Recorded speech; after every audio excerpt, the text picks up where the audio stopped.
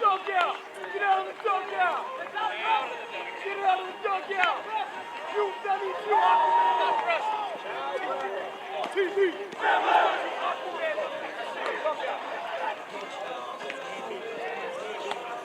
Take us home, baby.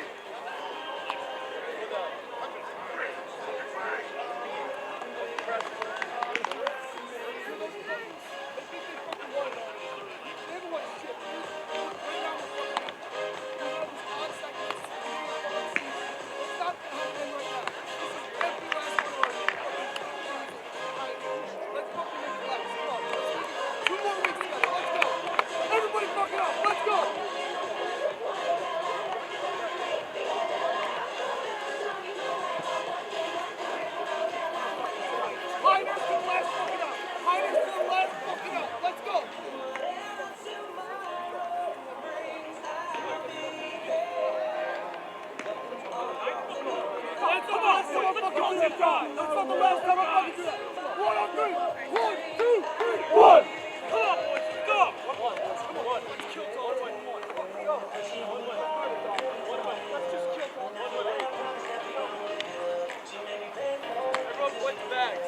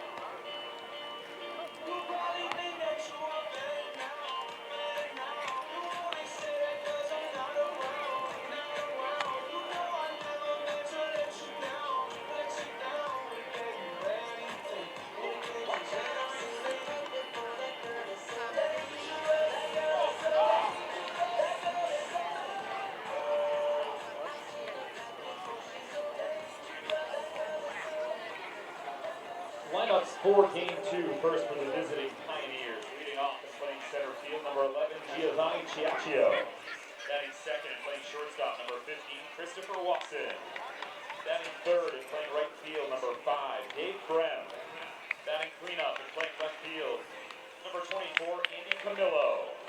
Batting fifth, a designated hitter, number 52, Michael Manzione. Batting sixth and playing second base, number 3, Ronaldo Guillen. Batting seventh and playing first base, number 6, Michael Green. Batting eighth and playing third base, number 4, Jimmy Mendyke. Batting ninth and catching, number 16, Ryan Dalton. On the mound in Game 2 for the Pioneers, number 35, Brian Kavanaugh.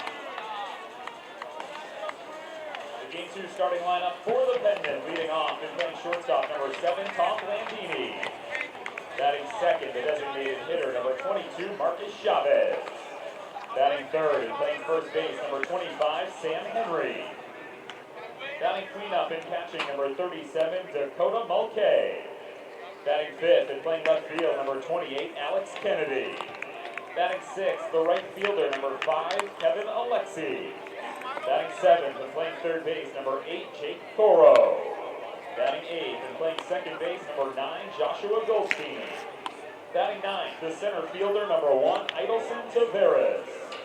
On the mound, he's game 2 for the Penman, number 34, Cameron Scotia. The umpires for today's second game at first base, Alan Limberdoni. At second base, Tom Clare. At third base, Rick Cacciatore. And behind home plate, Jonathan Jordan.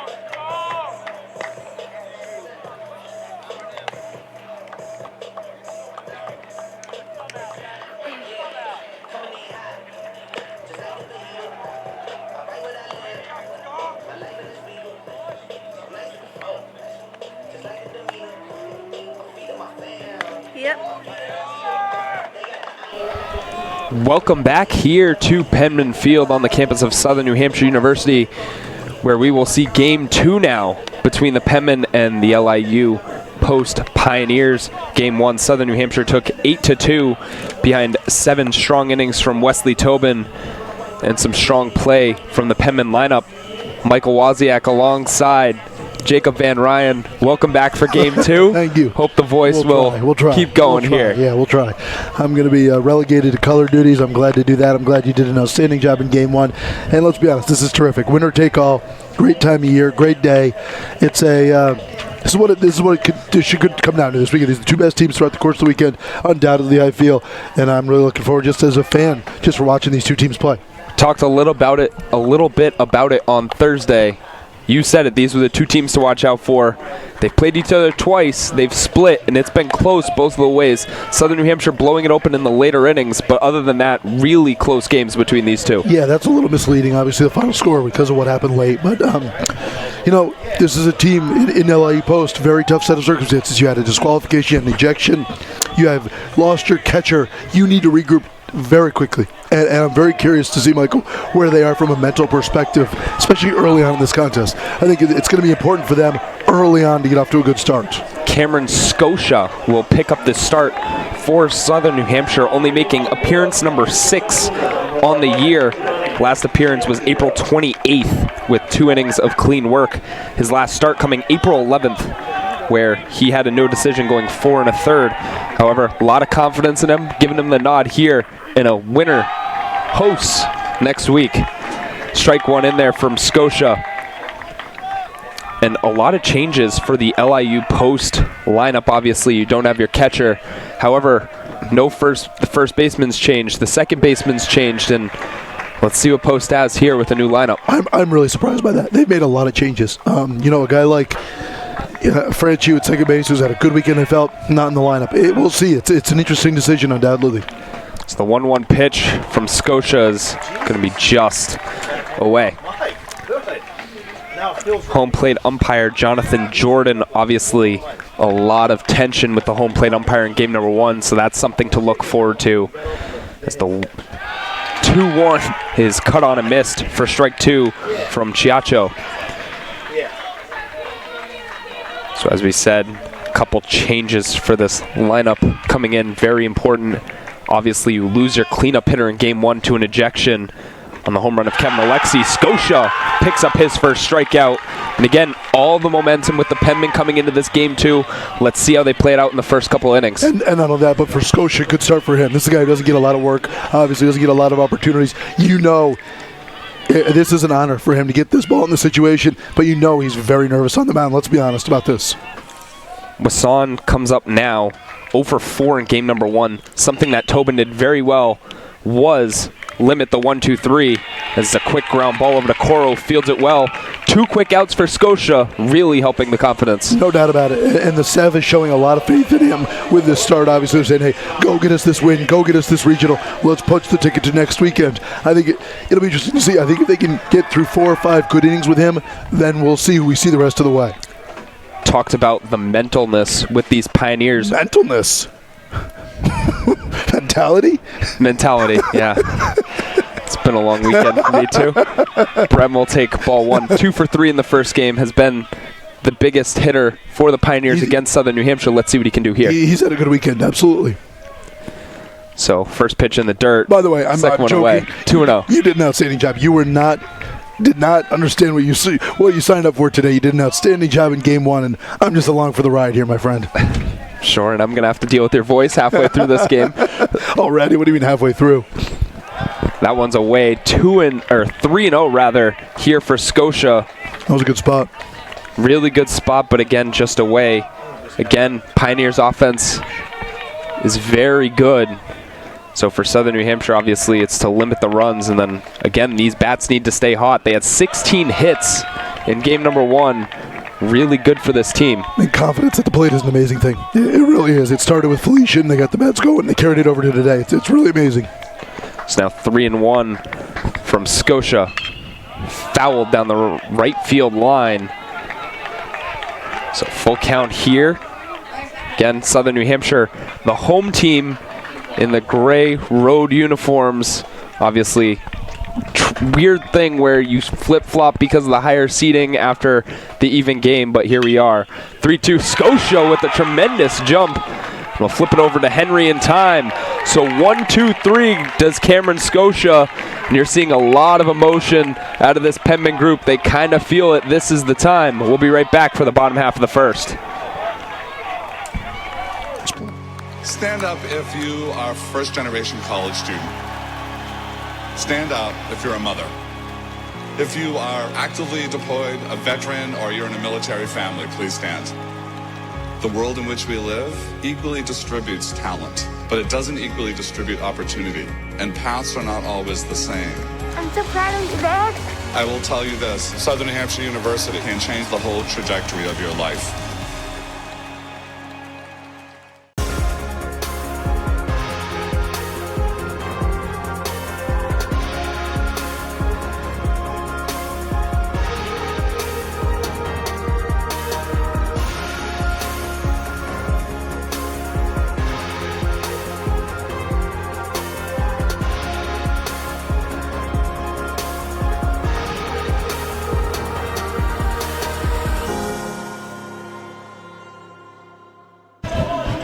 Welcome back here for the bottom half of the first. Brian Kavanaugh, the senior from East Meadow, New York, is the starter for the Pioneers of LIU Post coming into this game 2. As we said, they started off unfortunate for them, losing their big freshman pitcher. And now, game 2, guy doesn't really get a lot of work. Really a bullpen piece normally for this team. Only a couple starts on the year. Last one coming May 6th against Queens. Yeah, just 20-plus innings of work, 3.10 ERA, but nice 13 strikeouts in those 20 innings, so he can get the job done. Question for him is control, 10 walks in those 20 innings. He's got to find the zone for LIU Post today. Talked about a lot of changes for the LIU Post lineup. Then you go over to Southern New Hampshire, same lineup as the game earlier, except Scotia tagged in for Tobin. Obviously, Scotia's going to have to do a lot to match Tobin's numbers, but hopefully this offense can stay hot. Tom Blandini will lead it off. First pitch, low from Kavanaugh. You alluded to it earlier. There's a lot of energy in the Penman dugout right now. There's a lot of chatter. Must feel good. You're at home. You just picked up a big win against the team that you lost to a day prior. And again, with the bats hot, you had 2 home runs, a lot of emotion. Inside 3-0. And again, for the seniors on the team, for everyone, they want to get back to where they were last year. And they've been here before, and they know that they're close to hosting a chance to go to the College World Series next week. Leadoff walk to Blandini, meanwhile, and that's not the start that Kavanaugh wanted, undoubtedly. Sure not. And again, Penman started off the same way last time out, and really they didn't capitalize in the early innings. However, the bats come on late. Let's see what the Penmen do. Again, they're riding the momentum, and if they can get a couple runs early, do a lot for already a high-confidence team. I agree. That's a very good point. I agree with that statement right there, because they want to push the envelope. I wouldn't be surprised to see Blandini go early here. First pitch in there, strike one. Especially against the backstop who doesn't play. Remember, Vaglica not in the lineup. It's another catcher out there for the Pioneers. Is Dalton behind the plate. Again, Vaglica ejected in game number 1 after the home run from Kevin Alexi. This is going to be a base hit in right field. Penman 2-on quickly for Sam Henry due up. And already you're kind of, the momentum and the energy from the Penman dugout is here. I totally agree, and very nice piece of hitting there by Chavez. That's his 7th hit of the weekend. Really unsung hero for the Penman. Really good weekend for him. Sam Henry, a lot of sacrifice bunt work in game number 1. However, did have the walk-off hit this week to kick it off for the Penman, and he's been another important piece. Let's see what he's doing here, and probably another sacrifice bunt situation for Mulcahy on deck. I would assume so. Again, you see 1 or 2 runs on the board. It just boosts the confidence for your pitcher going back out there, who again doesn't get a lot of work. Bunt is placed down perfectly. Kavanaugh has to go to first, bounces it there. The play will be made, and again, new first baseman over there at first as Green makes the play. Nice play over there in his first opportunity as well. That was not an easy one. The pitcher, Kavanaugh, sort of aimed it instead of throwing it. That's what led to that sort of dicey throw. Kavanaugh, obviously a lot of nerves coming into this game, having the opportunity. Probably wasn't going to get the start today without the injury. No doubt. So now a situation where you have to step in. Ball 1 away to Dakota Mulcahy, who had a costly error in game number 1. However, didn't really turn out to do anything, and he's been tremendous behind the plate. 1-0 pitch from Kavanaugh upcoming. This one's away again, 2-0, and again, the hottest hitter in the Penman lineup due up next, Alex Kennedy, who is 8 for 14 in this tournament, 2 home runs, 4 RBIs, 5 runs scored. He has definitely been the catalyst for this Penman offense, and if you give him opportunity, he's going to take it. Mulcahy will bounce it to second base. He will get the run home. So the Penman early lead here in game number 2. They lead 1-0 off an RBI ground out from Dakota Mulcahy. That's a nice job by Dakota. Saw the right side was playing him back, pulled the ball over there, gave himself up for the out and the run, more importantly. So for Mulcahy, had the same situation in game number 1, struck out swinging. This time, does a good job. Doesn't try to crush the ball, just knows get it in play, get the run home, start it off early. So this will bring up Kennedy, the freshman.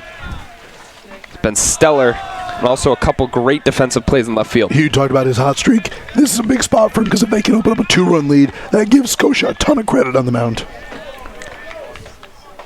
So 1-0 early to Kennedy is away, 2-0. Everything away from Kavanaugh. And then Alexi on deck, who also with a big home run. And just a great piece of hitting from this bottom of the order here in game number 2. 3-0 now to Kennedy. Maybe you give the pitch around, deal with next batter versus this batter, but Alexi's been hot as well. Yeah. Hard spot. It's going to be a 4-pitch walk to Alex Kennedy. Now Kevin Alexi will come up. It's not the start obviously that Kavanaugh wanted. Confidence, mentality, where the Pioneers at, I'm not really sure right now, but they need to get out of this jam, only allowing that 1 run. For sure, and again, with Southern New Hampshire taking the first game, with the momentum being on their side, it becomes more and more important for Kavanaugh to get out of this jam, only giving up 1 run. So first pitch to Alexi, swung on hard and missed. So now with the first and third opportunity, maybe you see one of those trick plays where Kennedy's trying to get caught in a rundown for a run to score, anything really to try to get that second run home. Let's see what happens. The 0-1 is away. There goes Kennedy, and he's going to run the pickle play. Runner coming home. Tagged out at the plate. Nicely done, Chavez. Couldn't really get the slide. So the trick does not work, and the Penmen only get 1 run in the first inning. However, they do get a run for Cameron Scotia. They lead 1-0 after 1. Opportunity to me means doing the things that will make you a better future. I always dreamed of graduating from college. So being the first one in my family to graduate, it meant everything my parents sacrificed was paying off. Having an athletic scholarship for the University of Mount Olive was key for my success. I had the opportunity to not only get an education, but be able to develop as an individual.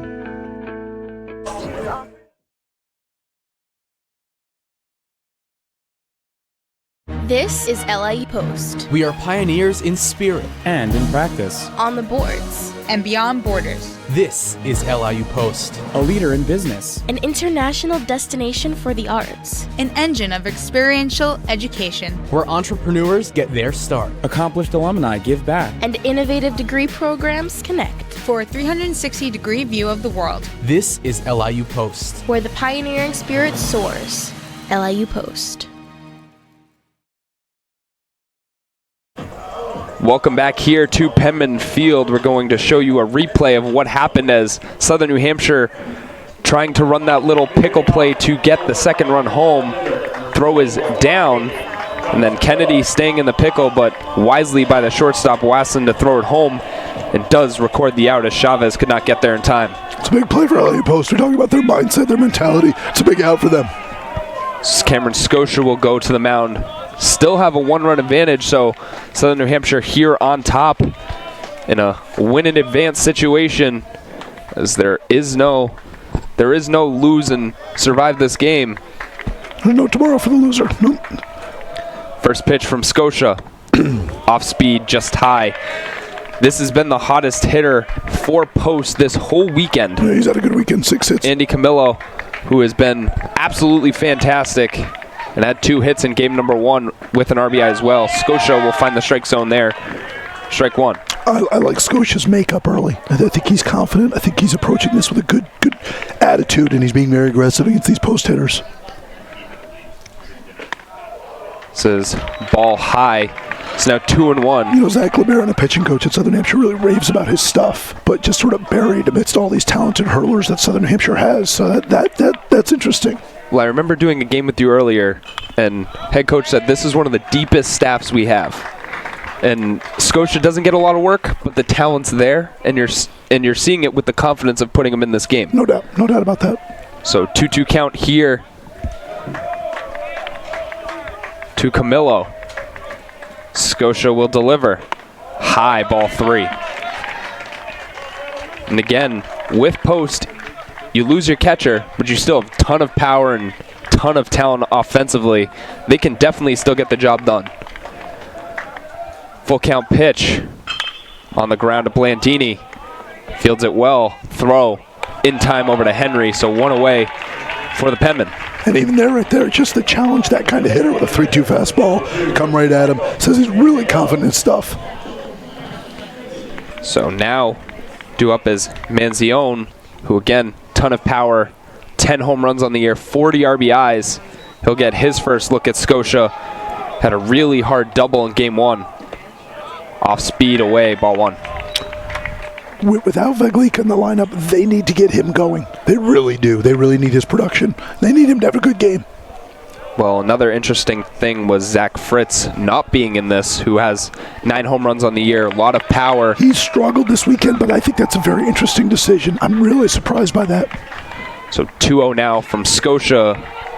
Again, you want to make sure that you're not wasting a lot of pitches here. A lot of pitchers have been used this weekend, and Obviously in this situation, this one's on a line into right field. It's going to get down for extra bases as Manzione going to try to truck into second. Throw is over the head of the cutoff man.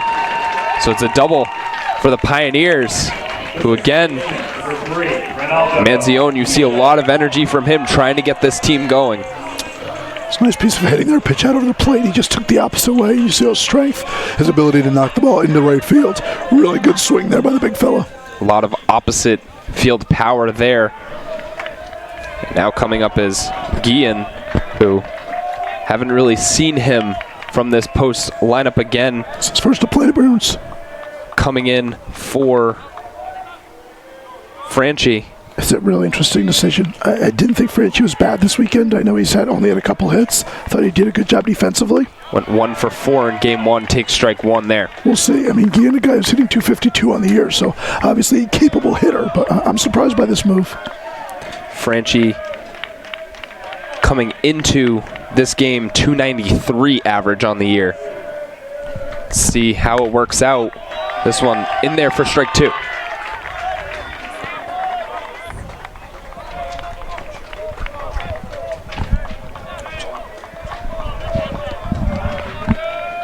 So 0-2 here from Scotia on the outside part of the plate.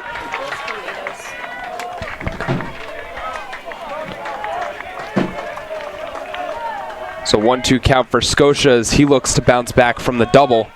Again, it'd be a lot of confidence if he could get through another inning with the 0 on the board.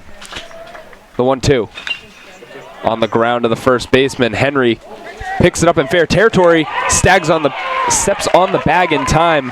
Very difficult play as he kind of lost his footing over there and put it away. Weird play. Take another look at this. This is a close play at first. Very weird play there. Henry didn't field it really cleanly, and then sort of, as you said, sort of stumbled over his feet. There you see the slow roller. Went down there for a second. That was a close play. I don't know why he slid feet first at first. I think if he'd sprinted straight through the bag, he might have beaten Henry there. We saw a lot of those wacky plays in game number 1, including runner being out by hit by a ball hitting him. That's you saw an error from the catcher on a 1-footer. You saw just unfortunately an ejection situation for LIU Post as well. So just a lot of wacky things happening here. Michael Green now stepping up. He is in for Fritz, who again not getting the start here in game 2. Strike 1, 1-1 count. And this is really the plate appearance that you're curious about, because Green getting the start in the place of their big hitter. So we'll see if it pays out for him. Green on the year, 265 average, 2 home runs, 17 RBIs. So still really good year from him. However, not the power numbers that Fritz had with the 9 home runs, 37 RBIs, and the 279 average. But again, maybe struggling this weekend. You want to give Green, who has been their pinch hitter in a couple of these games. Let's see if he can come through here for the Pioneers. 1-2 count from Scotia. This one's flied into center field. Tavares going back, seems to be camped under it, puts it away. So a double by Manzione. However, he will not be able to come around. Southern New Hampshire still leading 1-0 as we head to the bottom of the second. Label me. You know you want to. Don't be shy. You do it behind my back. So say it to my face. You don't know me. You know what I am? I'm a pitcher. I'm a striker. I'm a point guard. I'm a linebacker. I'm a setter. Shortstop. High jumper. Wrestler. Defender. Goalie. Student. Student athletes. That's who we are.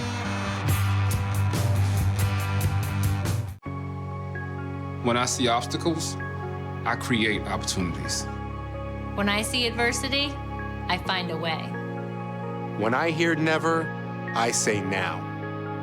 Southern New Hampshire University is education made to fit your goals. With over 200 degree programs, flexible class schedules, and some of the lowest online tuition rates in the nation. So when I face barriers, I can break through. Break through at snhu.edu. Welcome back here to beautiful Penman Field on just another gorgeous day over the weekend. Yesterday a little back and forth, but overall, very good weekend in a month of May where it's rained every day. All things considered, the weather we've had in May, it's been this has been a pretty good weekend. We had a delay yesterday. Field looks great. Crew's done a great job. Great work by everybody here at Southern New Hampshire. Kevin Alexi, first up for Southern New Hampshire, 6, 7, 8 hitters due up. And this is where the runs have come for the Penmen. Alexi, a couple RBIs, including that big home run. A lot of confidence from him recently, 1-0 on the high fastball. He's had a terrific weekend. He really has. 8 hits over the course of the 3 games. This one line down the first base line, but goes foul. He's playing with a lot of confidence. And again, his attitude, his composure, his mindset at the plate has sort of, I feel like it's spilled over onto his teammates. This one swung on a missed. So 1-2.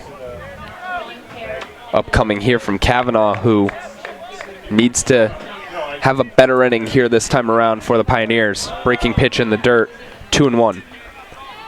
Did walk a batter, did give up, walked 2 batters, and gave up 1 hit. 2-2. So 2-2 count to Kevin Alexi. In the dirt, full count here. This is not what you want if you're Kavanaugh to walk another batter. He walked Blandini to start the game, processed him, got him around. He scored the run. Don't want to do the same. This one on the ground. Second baseman there. Throws over in time to Green. It's big for Kavanaugh to come back, much like it was earlier.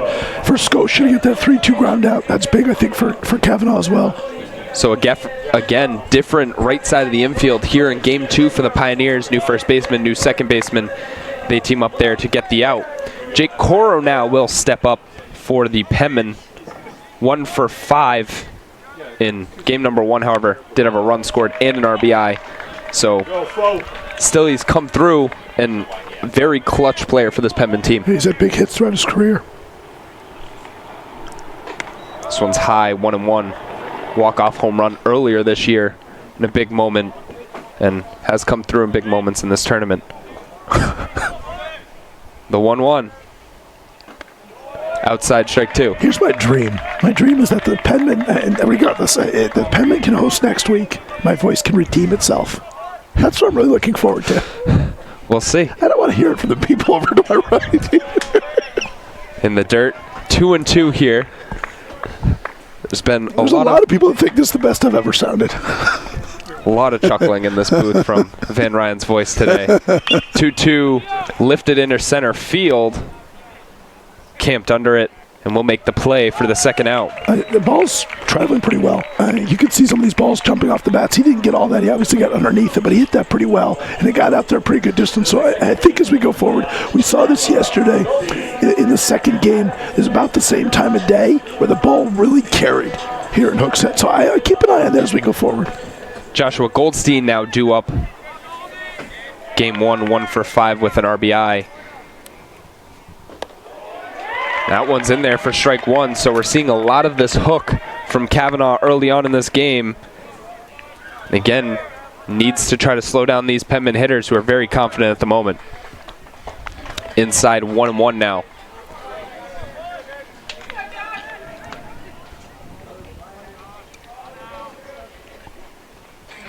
This one's foul back, so 1-2.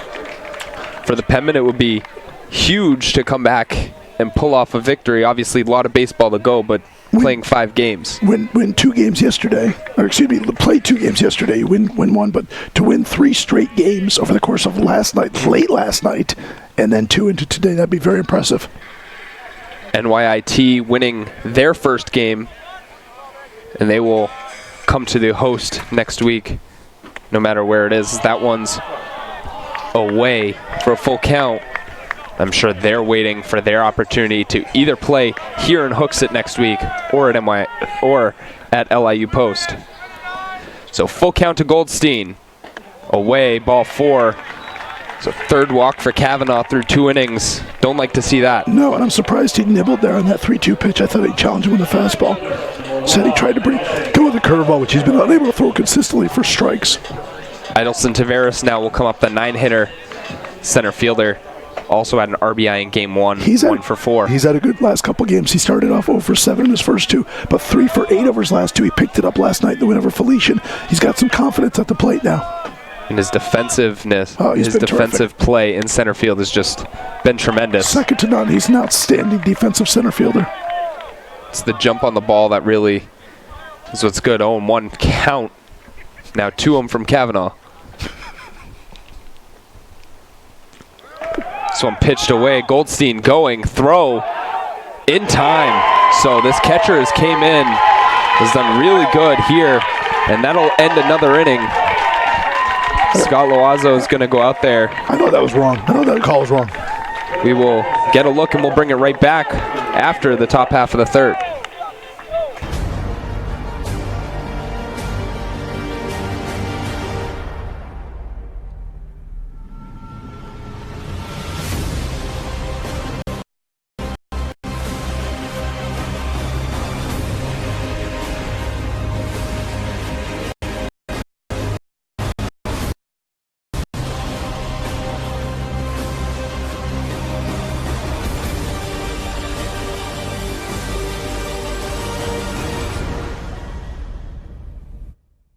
As a student athlete in college, I first got involved with the NCAA at the national level. It was through the Student Athlete Advisory Committee, SAC, gave me an opportunity to advocate on behalf of all student athletes, to affect change and to make an impact. The NCAA is giving the student athlete a platform to voice their concerns and to be able to advocate for what's going to affect their well-being. The policies that are being put in place are speaking towards academics, they're speaking towards well-being, they're speaking towards fairness, creating a culture so that the student athletes have the best experience as possible. You're like Gassman battling left field. Welcome back here to Penman Field, where aggressive base running for Southern New Hampshire not working here in the first 2 innings. Here's the steal by Goldstein. I thought live he was safe. Maybe I'm wrong. He might have gotten the tag on the head. It's close play. I think he was out. A good call. I stand corrected. So 2 players have been thrown out thus far for the Penman. Cameron Scotia will step back up, still leading 1-0. 8-9 one-hitters due up. First pitch in there for strike 1. For Scotia thus far, very good on the mound as just that one out opposite field double by Manzione. So Mendyke will step up. Tremendous third baseman defensively, has made some ridiculous plays. He'll lead it off, and then the catcher, Ryan Dalton, will be next. He's been arguably the best defensive player of the weekend down there at third for LA Post. He's really done a nice job. This one's foul back, so 1-2 here. That was a good swing by Mendyke. And I believe in the LIU Post bullpen there is someone throwing. So interesting call. We talked about the starter not normally being a starter, not getting a lot of work. Last start, only 3 innings, so let's see how Post plays it. This one's also foul back. They have a couple of good arms in their pen, but it's a little bit misleading because their starting staff is so good. They haven't really needed those guys, but they do have some talented arms down there that they do trust. I think they'd like to get Kavanaugh through the 3rd, maybe the 4th, but we'll see how they play it. Also on the other side for Southern New Hampshire, it'll be interesting to see what the play is with Scotia. So it also foul back. I agree. This will be whichever bullpen, and bullpen, we're going to use that in quotes because we're going to see starters, I think, the rest of the way for some of these groups. We're going to see some guys we saw already this weekend, so it'll be interesting to see whichever group pitches better today. Obviously has a leg up. 1-2 on the ground to Goldstein, fields it cleanly. Throw over to Henry in time, so a routine play there to start the inning, but so far Scotia's been well thus far. Scotia's been outstanding. I mean, again, for him to get the start, I know for a fact that he didn't know that he was getting the ball in this situation. I think there was some discussions among the coaching staff. I know that Zach LeBaron has advocated for him, but I know for a fact that he didn't know he was getting the start. So for him to perform this well, really A-plus effort from him this far. Kind of struggled in his last start, 4 1/3, 3 runs off 6 hits. Did get the no decision, but again, he doesn't pitch so rarely. He pitches so rarely, and again, his stuff is there, as we've seen thus far today. And so far, I mean, he's got a lot of ground ball outs. He's kept them all down. And the mistake he made up in the zone to Manzione, he deposited for a double, but overall, he's done a nice job keeping it down in the zone. Could be the key, as this one also on the line to Goldstein. and he'll put it away. And that's kind of the formula to slow down this high-powering offense is if you can keep the ball on the ground and you can field it well, then you're going to have a good shot. You know, it's pretty remarkable because we talk about this offense and how good they are and how good they were coming into the weekend, but aside from Camillo, and Vaglica was in the midst of a great series, and that's a massive loss. But aside from Camillo, they haven't gotten a ton of production from guys they've counted on, and they've had great years. This pitch is away for ball one. It's another interesting note to see if they can get those bats awake for the rest of this game if they want to stay alive. It's a little bit like the axis has been turned because it was posted early this weekend. They were swinging it well, and it was Southern New Hampshire bats that weren't coming to life. And now it's been a 180-degree spin. This one, ball two in the dirt. And as you said, Penman bats have come alive. Only one hit in this game, but against 16 in the last game, and against Felician, a lot of success as well. They won that game 8-0. And if that offense stays hot, then this is going to be a very hard team to beat, especially here at Penman Field. This is a Penman team that if they swing the bats, they're going to win. But that's a great if. I mean, let's be honest. Their staff has been so good this year, and they've been so good this weekend. You know, a mistake by Pramel against Wasson and a couple other things. But other than that, they've been outstanding this weekend. 3-0 pitches in there for strike one from Scotia. And that's been their story all year. If they get runs, they win. You know, their staff doesn't give up 10, 11 runs in a game. They don't lose those 11-10 type games. Either they get hits and they win, or they don't and they're in a dogfight. This one popped up and out of play. It's now full count here. Good job by Scotia battling back from the 3-0 count. And I think like we saw earlier with Camillo, 3-2 fastball. Here it is, challenge him. Trust your stuff. Saw it a lot earlier from Tobin, who when he got into those late counts in game number one, it was fastball high. I'm going to beat you. I'm going to give you my best stuff. Let's see who wins. Tobin, 8 strikeouts. That's what it was. It was a fastball in the zone. He trusted it. So that one's fouled off, and we'll do it again. You can't leave the ball that far out of the plate because these are good hitters you're facing. I mean, these are guys that can obviously tie the game up with one swing of the bat, but you got to make sure you hit your spots. But I like his trust in his stuff. That one's gets away from him, and that will be his first walk of the night. That's a good at-bat by Ciaccio. And obviously, he jumped way at 3-0, but then fouled off a pitch, and good patience there. But you can tell the difference in the confidence of the pitchers where Kavanaugh's throwing a 3-2 breaking pitch to Goldstein versus the Penman, which they're confident in their fastball and they're confident in this defense. Right, no doubt. So now coming up to the plate is Wasson, who's had another good weekend. Yes and no. He had the 2-run home run, but other than that, he's just 2 for 11. So he had that. I mean, he had arguably their biggest hit of the weekend, the 2-run shot, which gave them the lead against Southern New Hampshire when they beat them yesterday in the first game of the day. But other than that, for a guy who came in hitting about 335, I think he would tell you, obviously had that big hit, but top to bottom, consistently over 3 games, he hasn't been great at the plate. He's been very good defensively. I need to specify and clarify on that point. Really good defensive shortstop here. 1-0 count, runner on first. On the outside corner for strike one. What do you think the play is on the other side for the Pioneers? Yes, there is 2 outs in the inning. Do you want to be aggressive here and try to get something going? I don't think so, because I think you trust Wasson to maybe get one in a gap to potentially tie the game up. The 1-1 from Scotia. Popped up high in the sky.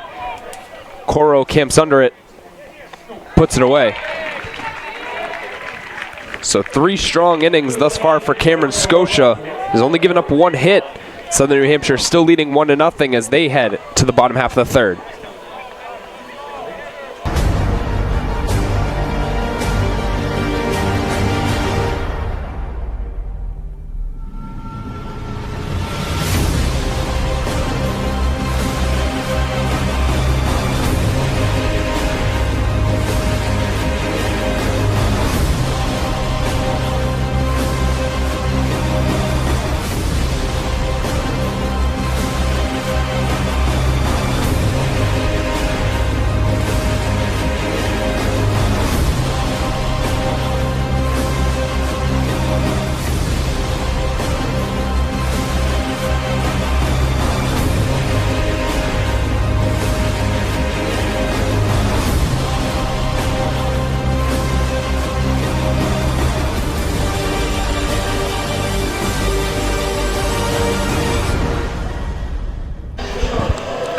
welcome back here to Penman Field. Cameron Scotia has done very good in his first 3 innings of work.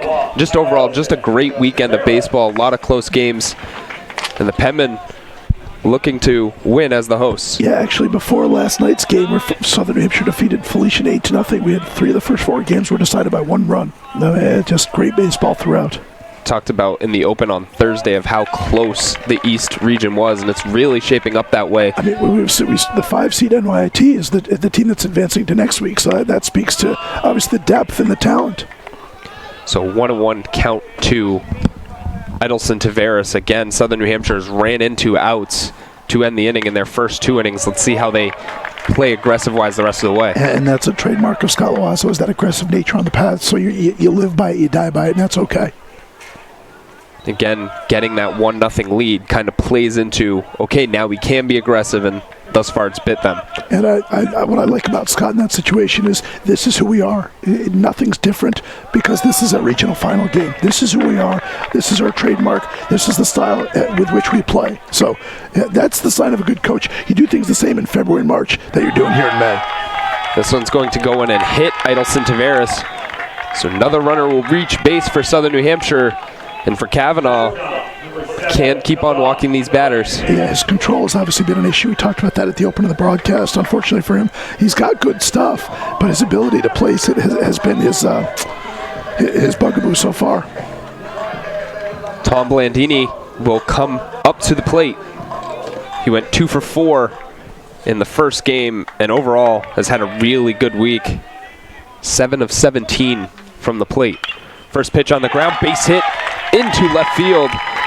2 on, no away now for Southern New Hampshire. What a weekend it's been for Blandini. This is the Tom Blandini we saw during the run last year to Cary, and even in Cary. He was their best hitter when we were down there in North Carolina. He was terrific all throughout the course of that week.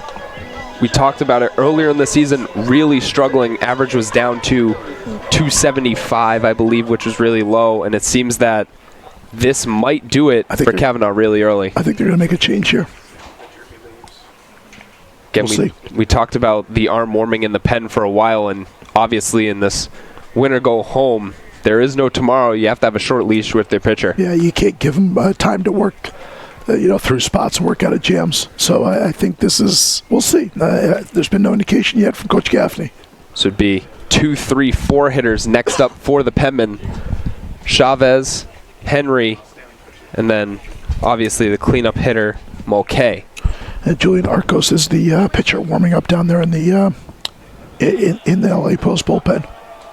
I'm going to leave him out there. I'm wrong. So Julian Arcos is the arm in the bullpen on the year.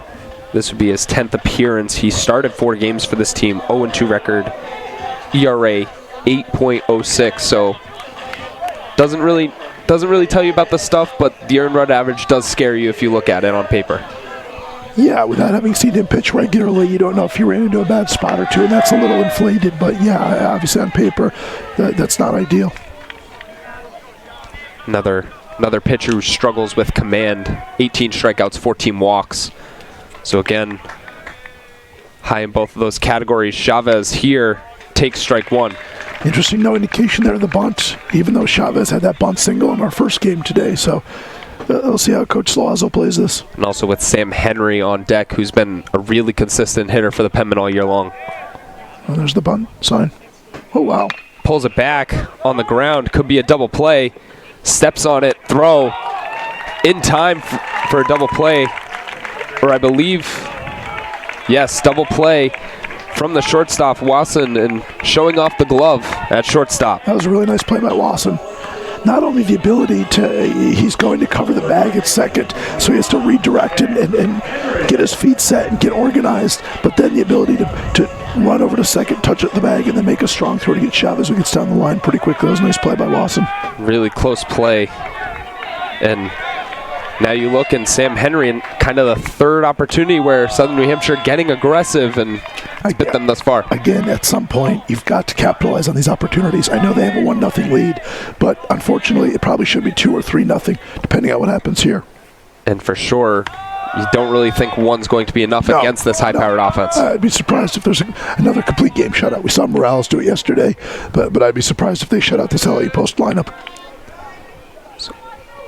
The sacrifice bunt could have been 2 on with 1 out, and instead you have only a runner at third with Sam Henry up, and it looks like they're going to pitch around him and deal with Dakota. Yeah, it's interesting that pitch sort of got away from him. I don't think that was intentional by any stretch, but we'll see. See if he's going to leave one over the plate on the 3-0 count. He came back at him. Throw one in there for strike 1. This is the pitch where if you're either throwing to him, you're going to give him something good, and if not, you're kind of pitching around. This one's bounced off the pitcher and will be fortunate for the Pioneers as it will go right to the first baseman, Green, who will put it away. So weird set of events there, and for LIU Post, fortunate set of events. Penman will still lead 1-0 as we head to the top of the 4th.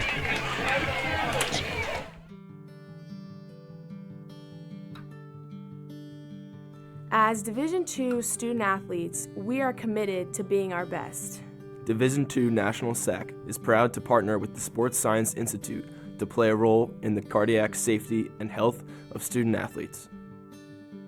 Although many student athletes with heart conditions live healthy, active lives, up to 10 NCAA student athletes die each year of sudden cardiac death during athletic activities. The facts are that immediate delivery of CPR and AED saves lives, so everyone should be CPR and AED trained. Please join us in this important initiative. Make it yours.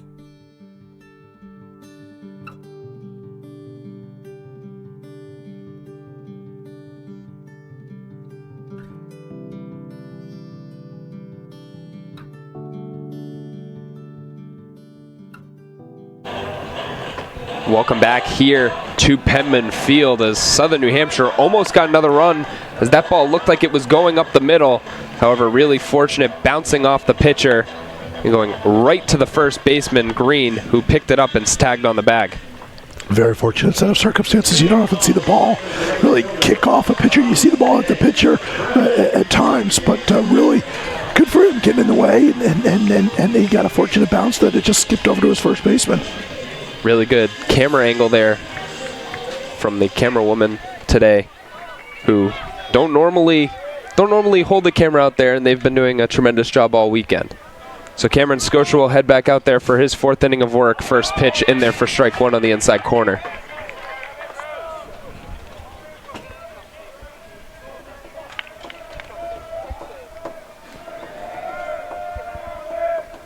This is Brem, will foul it off, and Scotia's quickly ahead 0-2. Yeah, and he's a key guy for them because he's had a good weekend at the plate. He's done some good things. And with he and Camilo being the really the heavy lifters, they need production from the heart of their lineup. They really do. Especially with losing your catcher as well. This one will be tagged out into right field, but foul. This guy out there taking a little siesta down that first base line. He almost got a baseball in his lap. Beautiful day. Beautiful day here. You couldn't ask for a more perfect day. The 0-2 on the ground slowly, however, will go foul. I've been really impressed with Scotia so far. He has responded to the coaching staff's confidence in him so far. Living up to the bill for sure. He's really impressed. Again, we saw a little wind in game 1. No wind to speak of here in game 2. Normally a very windy field. This one tagged into center field. Tavares about 3 steps over and makes the play. That was a well-hit ball, but unfortunately for Brown and the Pioneers, he hit it literally right at Tavares out there in center. As you said, he hardly had to move before he could grab that. Andy Camelo will step up now 0 for 1 on the day, and again, he's been their guy this weekend, hitting in a different spot, normally hitting in the 6 hole, now up to the cleanup spot.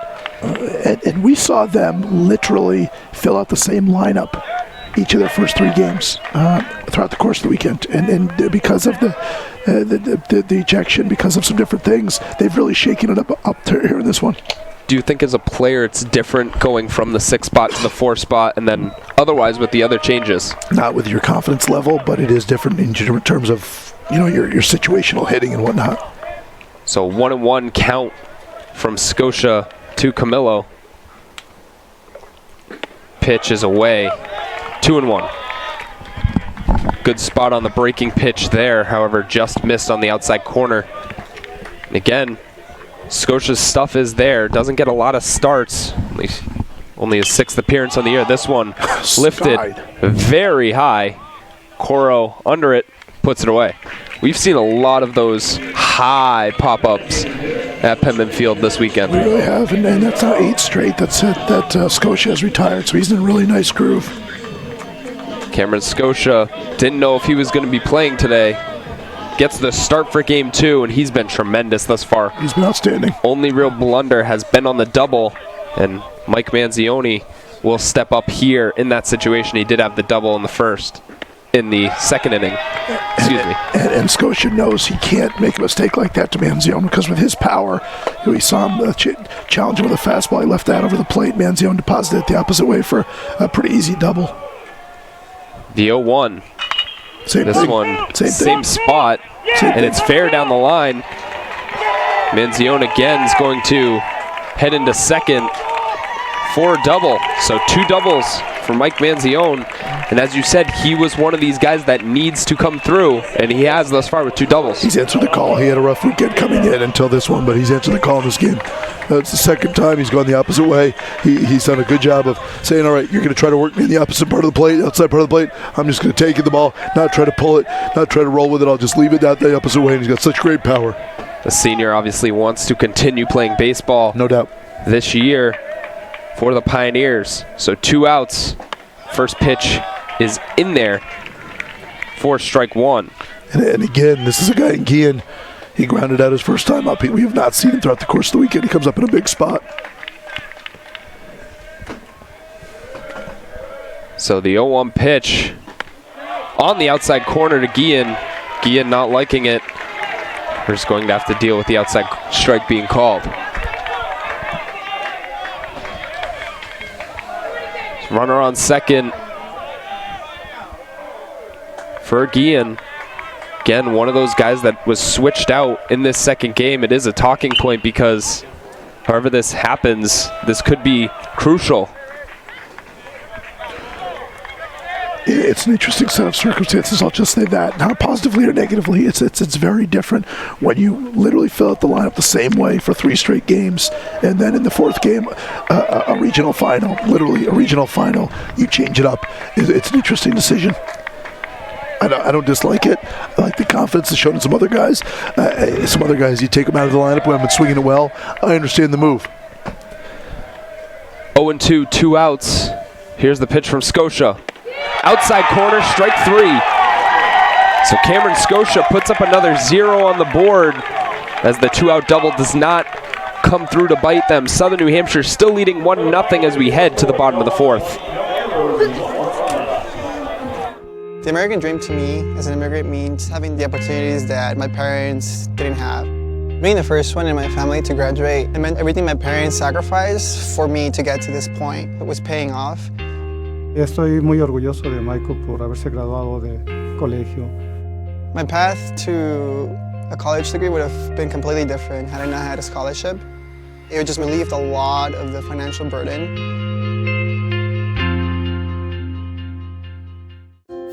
In NCAA Division II, student athletes leave a lasting impression on their communities. That's because Division II student athletes want to make a difference and truly be part of their surrounding communities. Through community engagement, thousands of student athletes from various backgrounds interact with community members who view them as role models. This interaction leaves a positive and perhaps even life-changing impression on all those involved. In Division II, we rise to the opportunity and make community engagement ours. Welcome back here to Penman Field for the bottom half of the 4th.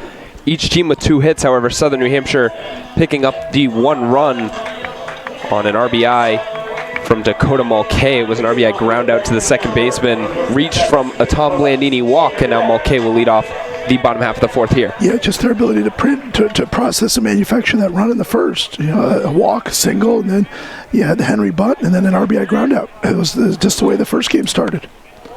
First pitch on the outside corner for strike 1 to Mulcahy. I actually should correct myself. It was the way that last night's game started in the win over Felician. This one misses away, 1-1. Mulcahy with an RBI ground out in that one as well, and it does a lot for your confidence in a winner-take-all game if you can get on the scoreboard first. This pitch is tagged into right field. Carries a bit, however the play is made on the warning track by Bream. You could actually hear, it's not as easy with a metal bat obviously, but you could hear he didn't get that all the way. You could hear it was sort of off the end of the bat. It sort of clicked as opposed to that big ping sound you hear with the bat, but it was a very, you could tell he just didn't hit that all the way to get it out. So now Alex Kennedy will come up. He's 0 for 0 today. Took a walk in his first plate appearance. And again, he's been the guy of this tournament for Southern New Hampshire.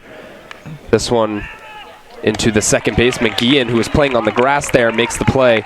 2 quick outs for Post. That was well done defensively. They had him scouted well there, the way they were going to approach that, because he was really shifted all the way towards first base. Was the second baseman Guillen. That was well called by you. You were 100% right, but that's a nice job by the LIU Post defensive alignment there to get that ground out, because a lot of times I think that would have been a hit. So Kevin Alexi now due up, had a big home run in game 1. Kind of put it away with the insurance run, making it 5-2 at that point. The 1-0 pitch away, 2-0. Yeah, and that was a bad circumstance all the way around in a lot of ways. Alexi's behavior wasn't great with the excitement and then the passion. And obviously, unfortunately, for Anthony Vaglica, his response was not appropriate either. And that's just not a good set of circumstances. They did a good job here to manage it. The crew did a very good job, our umpiring crew, the support staff. Everybody here at Southern Hampshire did a very good job to dissipate that situation. But that's... I'm a little different than Bob. I didn't love the response, quite frankly. I understand the excitement, but I didn't love the response. 3-1 now as misses high and away. And as you said, 2 key losses coming into the day for LIU Post. Still trying to battle through and host next week. That'll be a walk to Alexi. So now you're starting to see the walks catch up with the pitcher now. That's walk number 4 on the day through only 3 2/3. Yeah, and other than that, just 2 hits. I mean, a single by Chavez and that single by Blandini. So other than that, if he can find the zone, he's good. But that's a big if, unfortunately. Again, that first walk really came back to bite him as Blandini came around and scored. Coro down the line. This is a fair ball. It gets the line. This could be trouble. Alexi hustling quickly into third. They're going to tell him to stop, so it's going to be a 2-out double by Jake Coro, and now we're going to have second and third for Joshua Goldstein. You wonder, assuming the relay throw was there, good piece of hitting by Coro, just slapping that past the first baseman. But you wonder, had they not run into some outs in the earlier innings, if they are more aggressive and they send the runner there.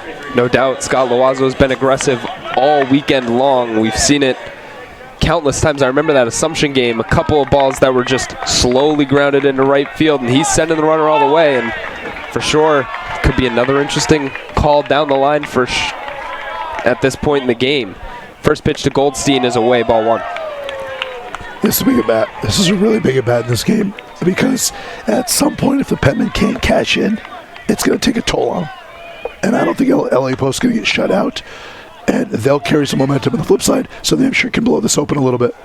Goldstein will foul this one back 1-1, and again, off the momentum of the Game 1 victory, if Southern New Hampshire gets 3 runs, the confidence is only going to keep on going, and his bats are going to get looser, and they'll be more relaxed at the plate. 1-1, Alexi on third via the walk, Coro on second via the double. And that pitch again in the dirt. Good job by Dalton back there. Dalton has done an outstanding job defensively. A lot of pitches away. Now he's behind a whole region kid in Vaglica, but he's been terrific so far. 2-1 pitch. Foul back again by Goldstein. Big spot for the Penmen, however. This bottom of the order has come through for them this weekend and has really been a lot of their offense. 2-2 pitch here from Kavanaugh. As he looks to get out of the jam unscathed. Here's the pitch. Outside corner. Wow. Call the ball.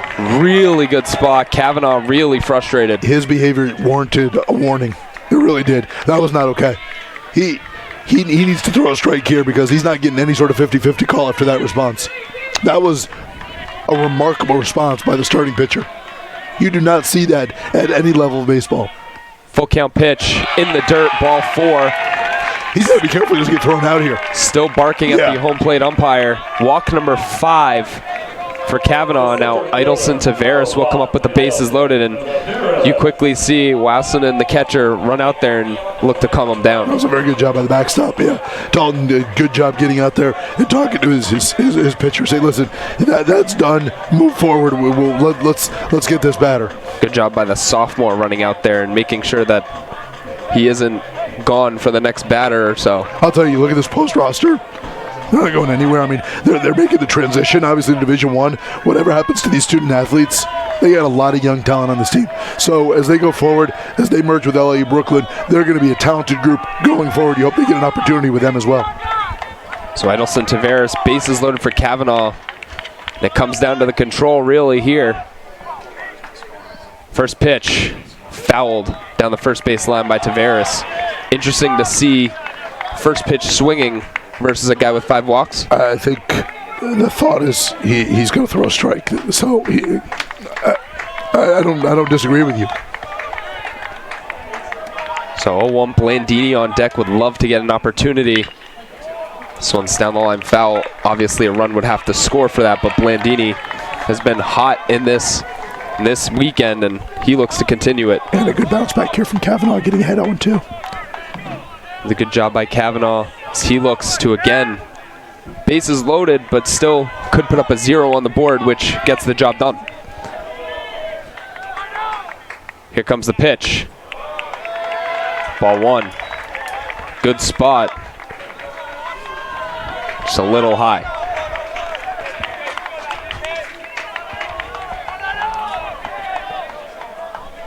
The 1-2 to Tavares.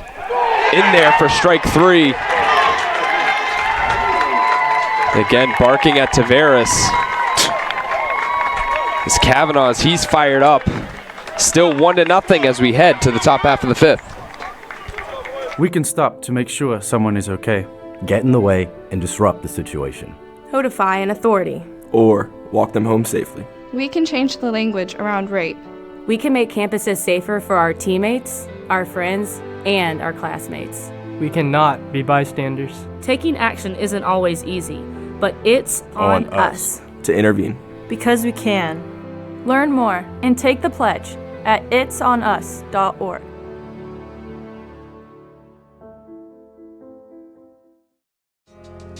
I knew that there was an opportunity to have my college paid for if I was good enough to play baseball at that level. That was going to make a big difference in my family.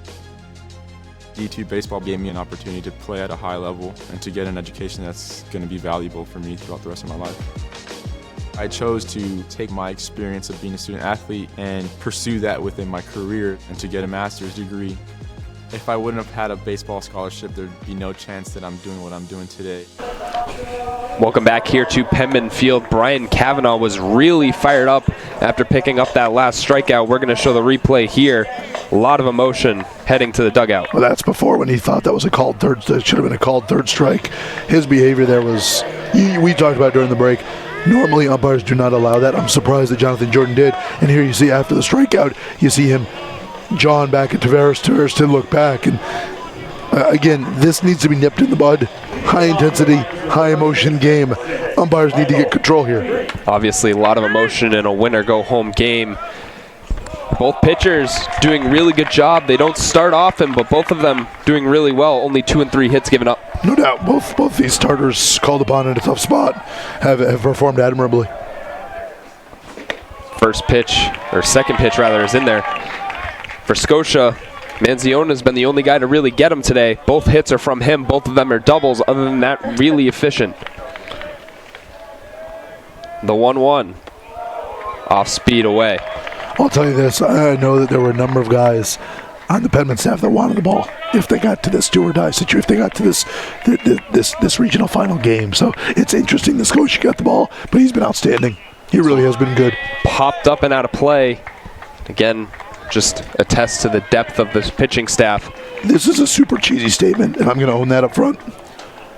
A guy gets an opportunity you love to see him take advantage and play great. I mean, that's as cheesy as it gets, but you love to see him step up to the challenge. Now, he's a long ways away from the finish line, but he's been outstanding. And also on the other way, as this one's down the line and fair, this one could go for extra bases. Kennedy getting it in, however, it's going to be a stand-up double for the Pioneers. And that's going to be number 6, Michael Green, who again was one of those switches for LIU Post. And that decision obviously has paid dividends. You know, their normal first baseman, Zach Fritz, has had a bad go of it offensively, unfortunately for him. But obviously, Green getting the start, and he's in a scoring position already. First time here for Post to see if are you going to drop a bunt down, and Scott Loazo's going to head out and talk to Scotia.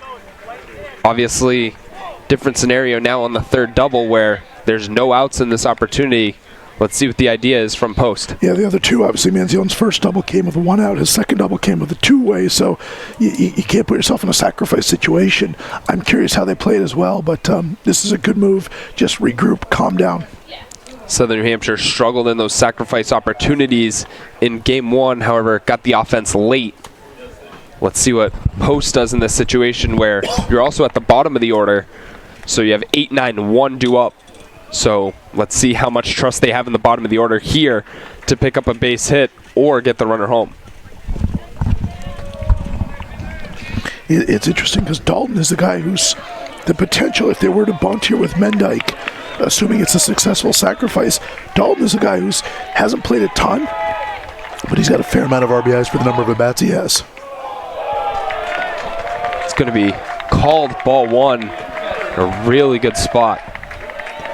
The average for Dalton on the year, 108, so low average, high RBIs. Let's see what they do here for the 8-hitter.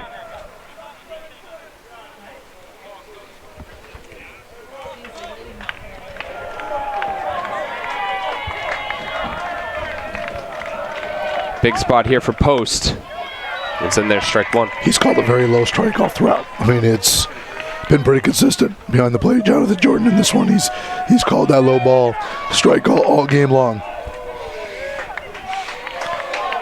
1-1 here from Scotia. All 3 hits have been doubles off of him. So he looks to take care of the damage. However, this one is swung on and fouled down the right field line. So it looks like no bunt will be happening here. Yeah, it's interesting because he showed bunt, took a couple pitches, and which he was showing bunt on both of those, and then he swings away. Interesting. A 1-2 count here, Scotia. Slow roller down the third baseline, foul. Good defensive swing there. That was too close to take. I agree. Did a good job just to sort of foul it off and just live to fight another day. So Mendyke, stellar third baseman defensively. Big spot here for Post. Swung on, slow roller. Blandini, this is going to be a tough play. He's not going to have time. It's now first and third with no outs here for LIU Post. And all of a sudden, you know, you get that little slow roller, you get that big double by Green, which is about, 3 feet fair down that left field line. And now you get a slow roller, and LIU Post in business here in their half of the 5th inning. Now arm warming in the Southern New Hampshire bullpen. So, again, this is a win-or-go-home situation.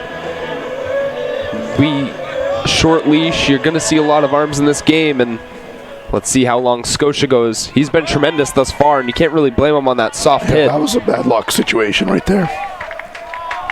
So runners at the corners will play in. However, Henry does have to cover first. They do have. Looks like Mulcahy is going to send out a defensive signal. Double play depth up the middle. We'll see how they play this. Mendyke has good speed at first.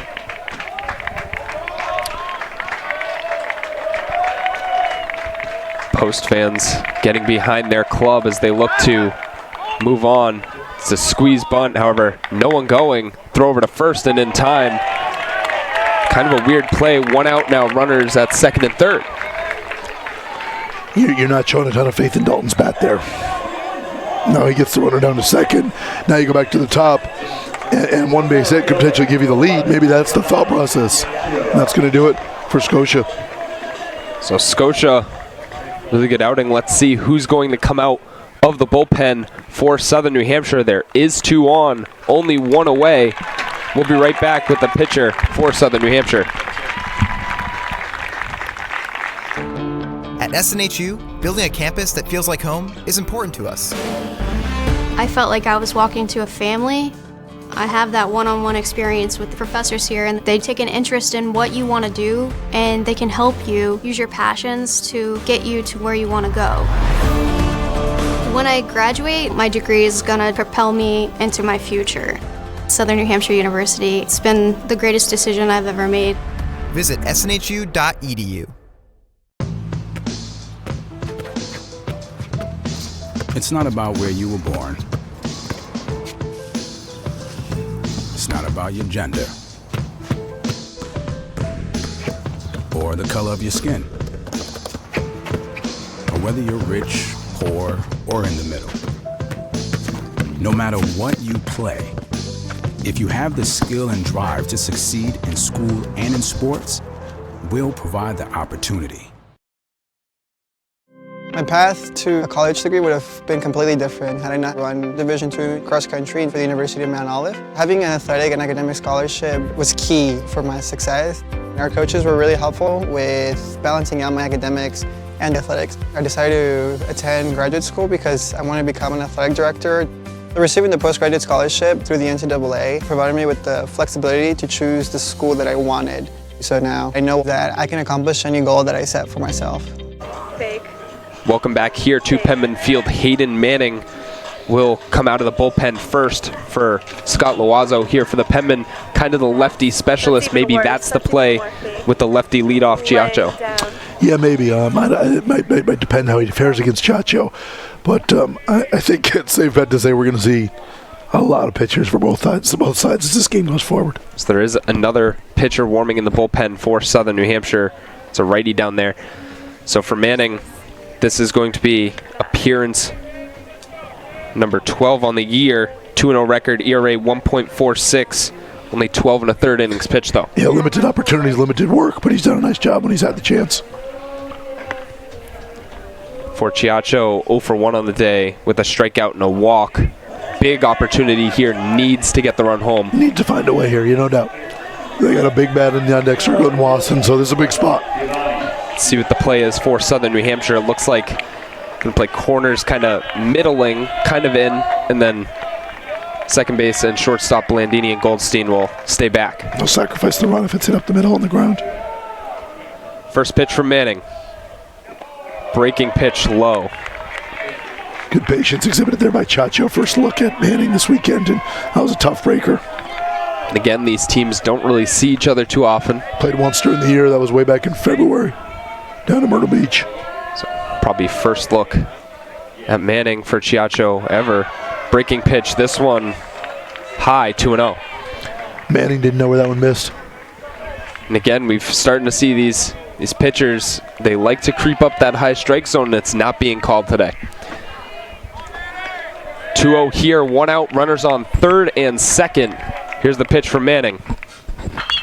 On the way down to first base, and they're going to call it a foul. And the LIU post dugout and first base coach very furious.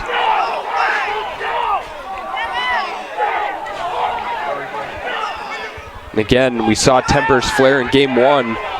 They're flaring again here in game number 2. Here's the look of it. I thought it was foul live. I'll tell you this. I'll say this. The behavior is not okay.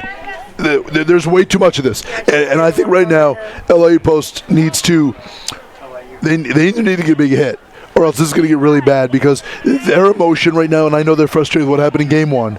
I understand that. And they feel like they were wronged on the Vaglico situation, and they've had a really tough set of circumstances with what happened to Loshorn, their outstanding rookie pitcher. They've had a rough go of it. They've had an outstanding weekend to this point. But the pitcher showing up the umpire, and now the first base coach, you will tolerate that behavior from the manager, the head man, and that's it.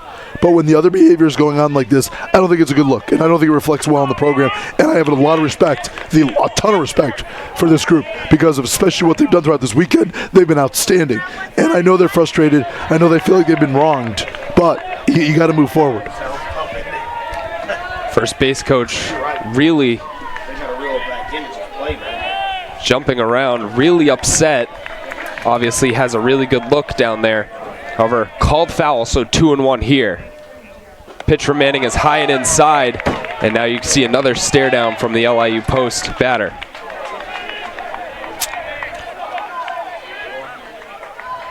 It's too bad because it dampens what's been such a great experience in a lot of ways.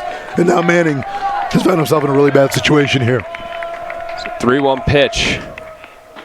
Inside again, ball 4. Now, I'm going to say this. I think that part of this is a response to some of the behavior with Alexi's home run, Kennedy's home run. They might have thought that those celebrations were a little overzealous, let's say. Scott Loazzo heading back out. I think that's it. I think Manning was in there to face one batter. We'll see. Again, Chiacho not liking the pitches inside. Obviously, no intent. You really don't want to load up the bases with one out here, and it will do it for him. Let's see who's coming in for Southern New Hampshire.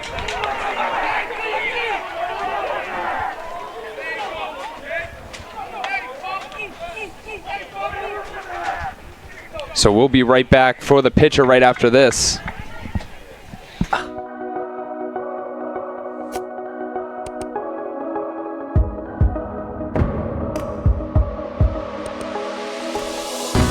Walking the path of integrity, forever embracing a life in balance, standing tall and confident, leaders in the classroom, community, and field of play, with clear vision and a full heart,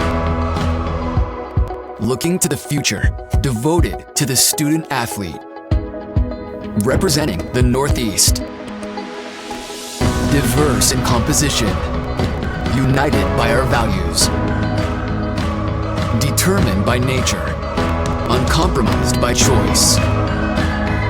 We are the NE10.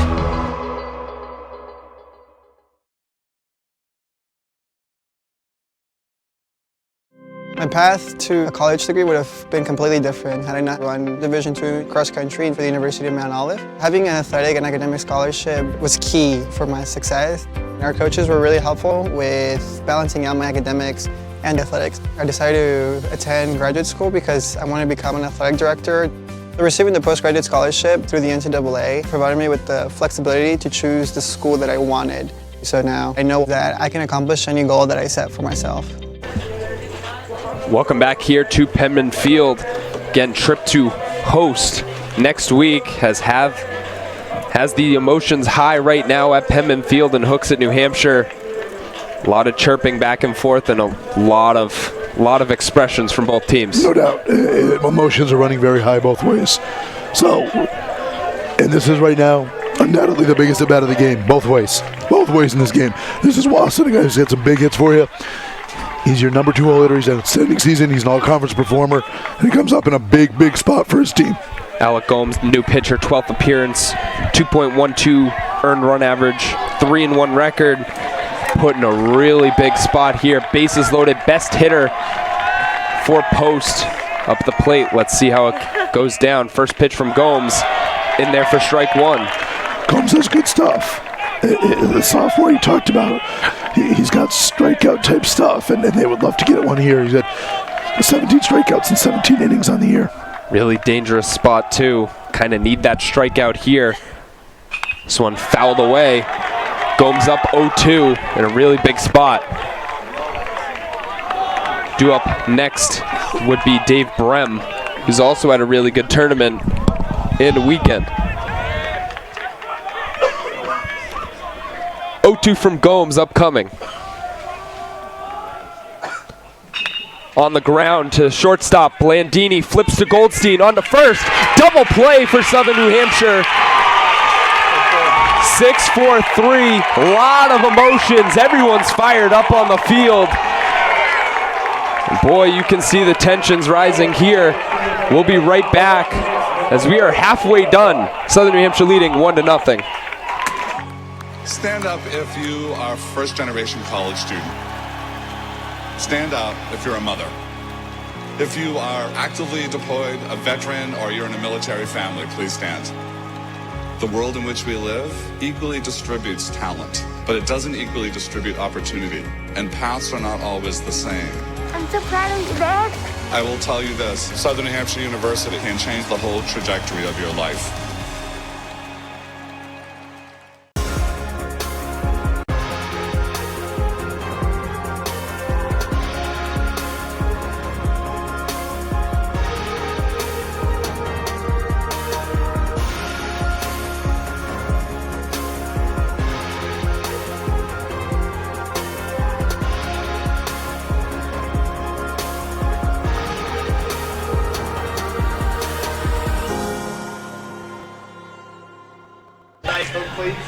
Welcome back here to Penman Field. Alex Gomes gets the call to come in strong for Southern New Hampshire and gets a big double play. As again, best hitter for post up, bases loaded, big situation, emotions high, double play 6-4-3. And getting off the field, Southern New Hampshire was fired up. And again, with the emotions running high, let's see how this thing goes. We're only halfway through this game. Hard to believe we're only in the bottom of the fifth.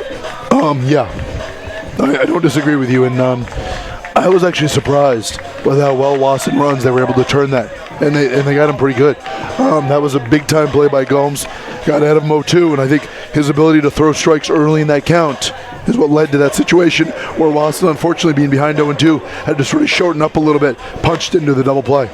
Got up ahead 0-2, and again, came through in a big way. New pitcher, Julian Erkos, will step in for post. Again, 8.06 earned run average, 0-2 record, 18 strikeouts, 14 walks, and now he'll come into this situation where now the Penmen have the momentum back. Let's see what you can do to slow it down. Erkos, the junior from Glenwood Landing, New York, and I'll say this.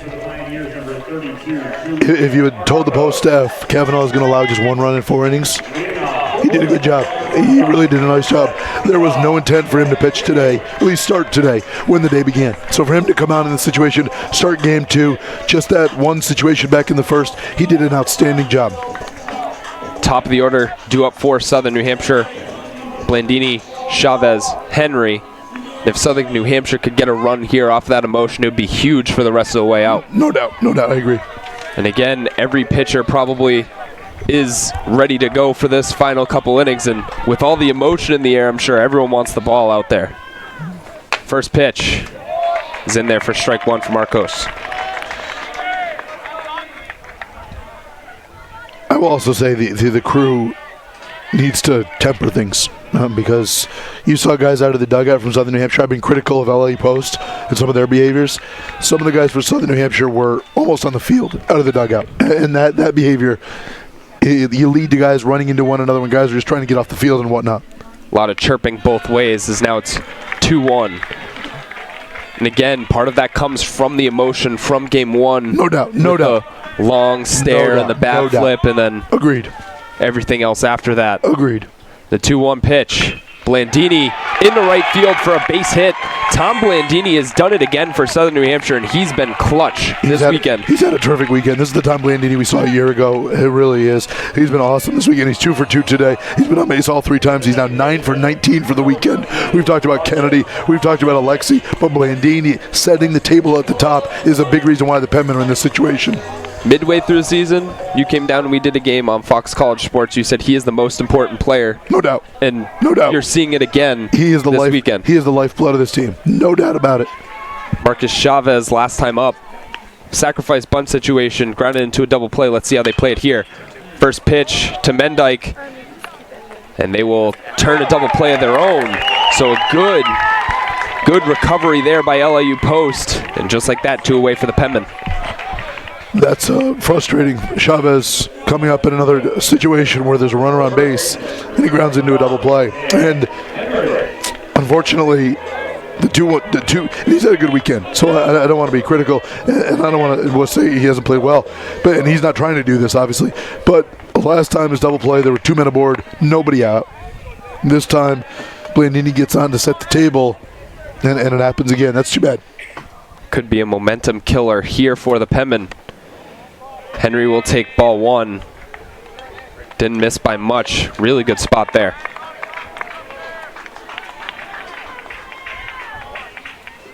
The 1-0. High 2-0.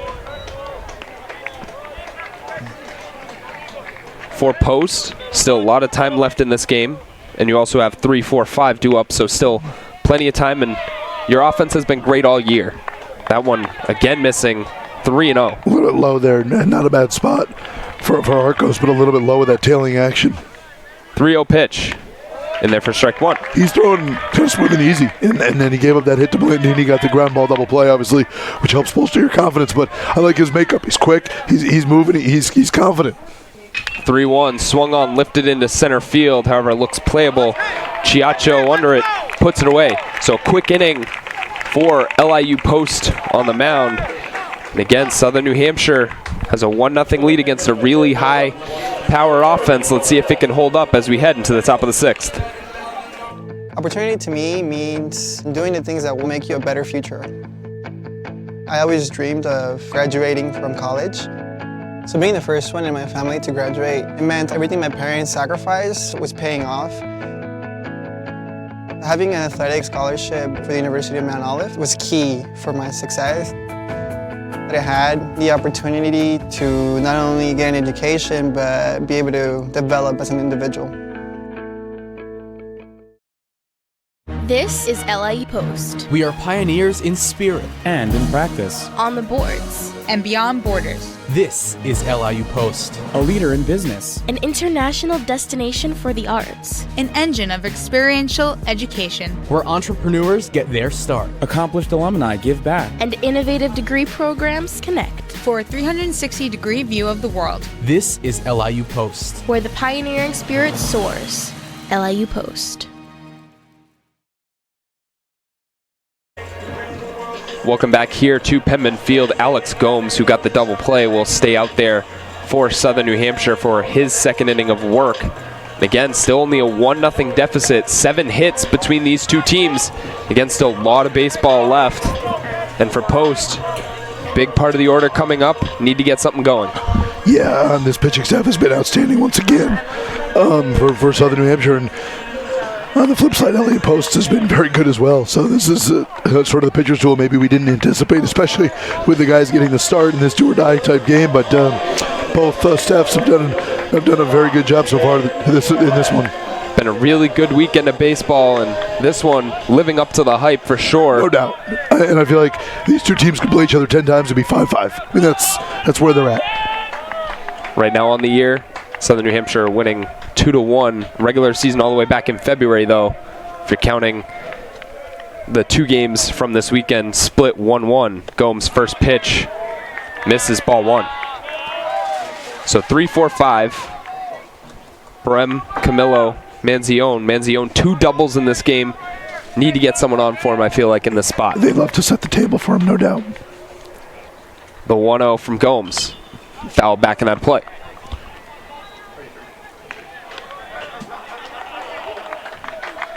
And again, with every pitcher seemingly ready, you never know when the next pitcher is going to be coming for Southern New Hampshire or Post.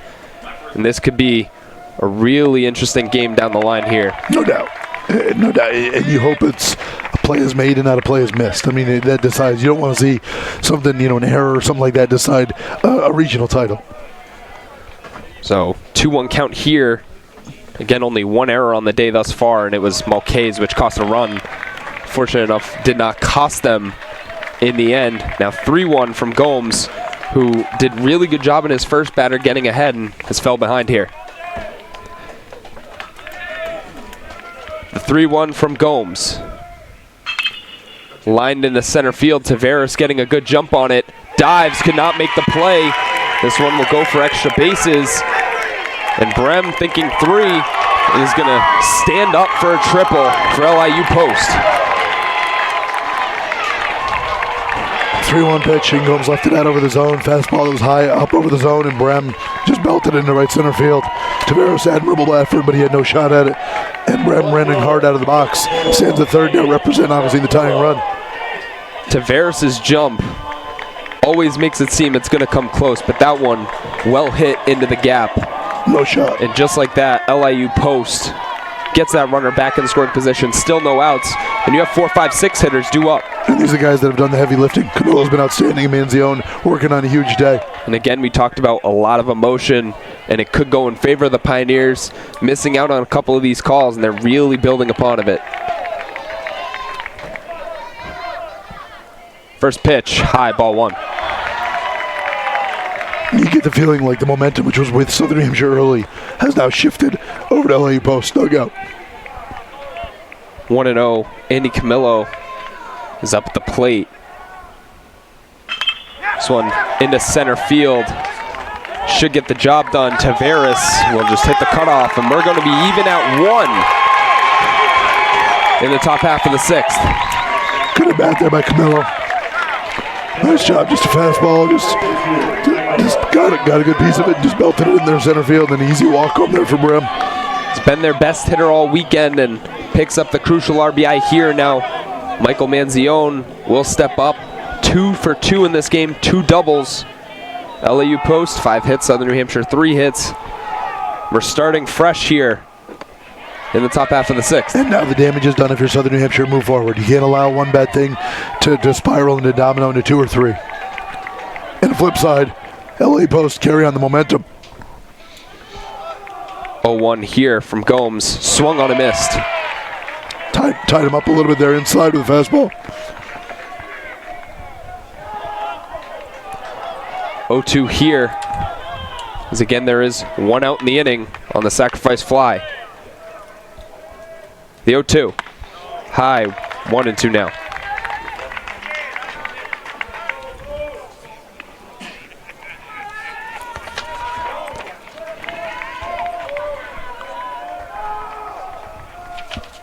Pitch on the ground. Blandini fields it well. Manzione will be retired. So 2 away now in the inning. However, damage has been done, and this game has been knotted up at 1.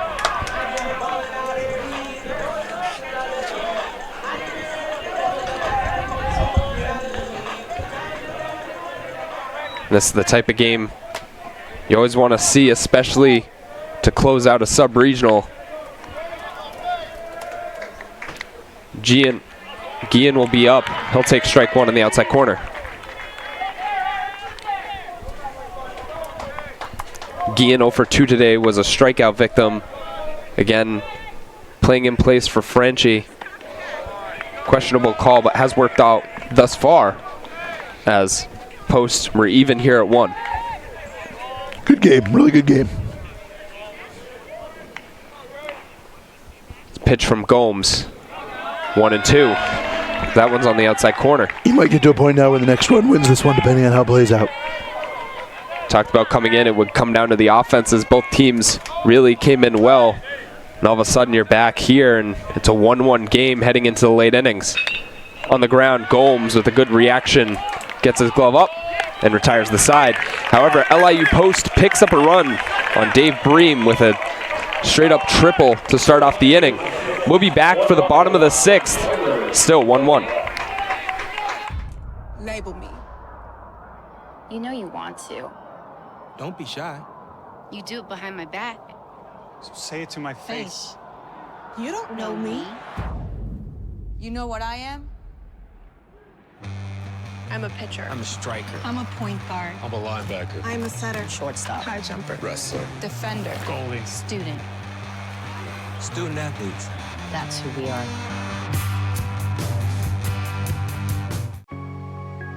When I see obstacles, I create opportunities. When I see adversity, I find a way. When I hear never, I say now. Southern New Hampshire University is education made to fit your goals. With over 200 degree programs, flexible class schedules, and some of the lowest online tuition rates in the nation. So when I face barriers, I can break through. Break through at snhu.edu. Welcome back here to Penman Field, as we are now even at 1 heading into the bottom half of the 6th inning. Julian Arcos will stay out there for his 2nd inning of work and do up for the Penman 4, 5, 6 hitters. So kind of same situation the Pioneers were in last inning, now with the game even at 1. First pitch here will be to Dakota Mulcahy. Grounder to the first baseman. It'll be 1 pitch, 1 out here for the Pioneers. And as Jacob Van Ryan said, the momentum kind of shifting over the LIU post away. Alex Kennedy due up next, 0 for 1 on the day with a walk. Again, he's been their guy of the tournament. Let's see if he can come through again for the Penmen. Yeah, they need him to deliver. Obviously, we get into the later innings. I'm really starting to think that maybe the next team to score wins this one. Had a home run in game 1, which was crucial. Put him up ahead 4-2 at the time. And obviously the Penmen winning the first one 8-2. Here we've seen another great game between these two clubs. 1-1 here. 2-0 count to Kennedy now. You got Kennedy, then followed by Alexi. These are the guys that have really produced for you today and throughout the course of the weekend. In there for strike 1. As I said, can't speak enough of how good this game has been between these two teams. Again, both of them could do very well heading into next week. High-level game. 2-1 is away, 3-1. I think both of them know, obviously, seeds are what they are. And New York Tech is a very, very good team.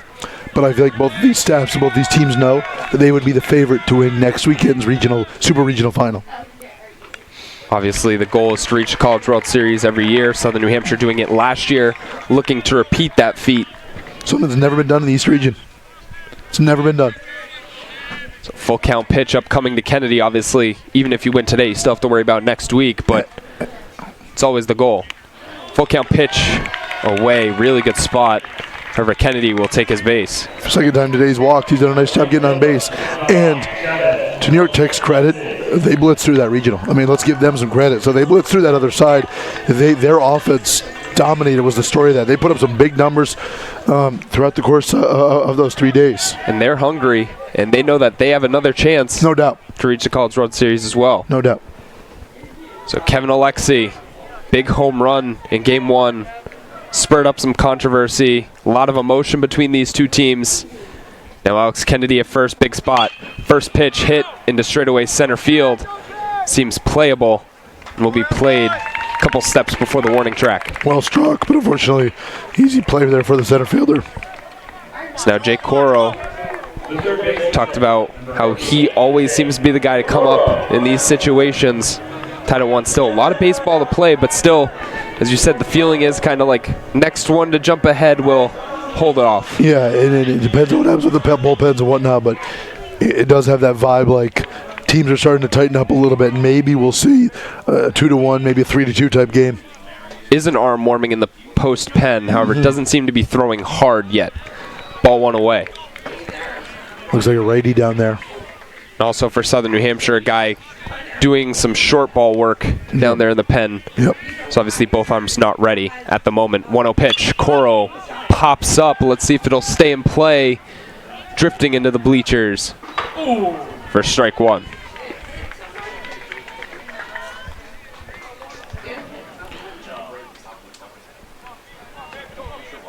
So big spot in this game. Obviously, it will come down to the bullpens and who you're going to throw. Pramel obviously already throwing today for Southern New Hampshire. However, I'm sure he would love to get another opportunity. Also don't know who else would be in the mix for Southern New Hampshire. I'm sure everyone will want the ball for both teams. Coro puts a drive into this one into deep right field. It's back. It's be caught at the top of the wall. Jake Coro inches from a home run. However, the side will be retired. So still 1-1 game heading into the 7th inning. We'll be right back after this.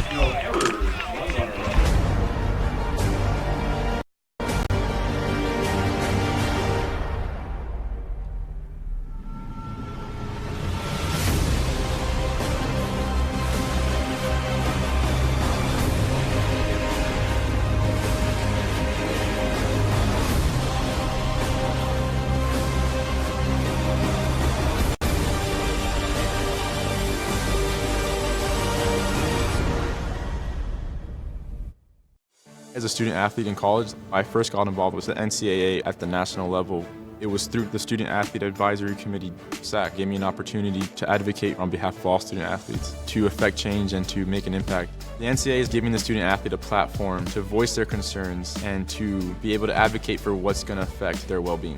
The policies that are being put in place are speaking towards academics, they're speaking towards well-being, they're speaking towards fairness, creating a culture so that the student athletes have the best experience as possible. Welcome back here to Penman Field. A lot of arms running down to the bullpen for Southern New Hampshire. In between innings there's 2 arms now warming up. Name that crawled out to the bullpen, Jake Walkinshaw. Could be a possibility to come in late here for Southern New Hampshire. Never know. The ace of the staff, obviously. Graduate student wants to finish out his career strong and wants to go back to Cary. No doubt about it. And this is a great one. This has really lived up to any sort of game you could expect. High level, pitchers duel, good game, emotions high, but really entertaining game. Michael Green will step up here. Was kind of an odd starter after Post kept their same starting lineup for the first 3 games. Came in, has a double today. And he'll look to come in this big spot, off-speed pitch in there for strike 1. So Alex Gomes out there giving up the run last inning. Looks to not do so here. That pitch is inside.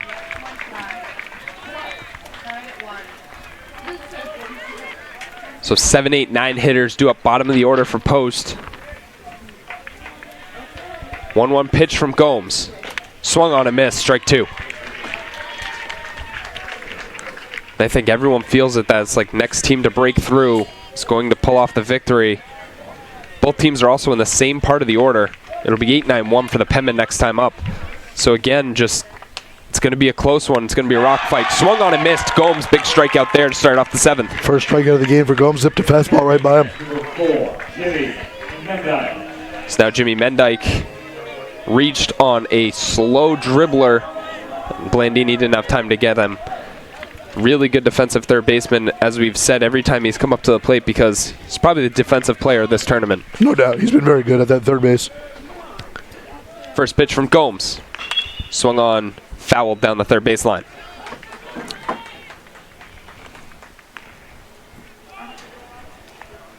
Down the stretch, obviously, nerves going to get to both teams.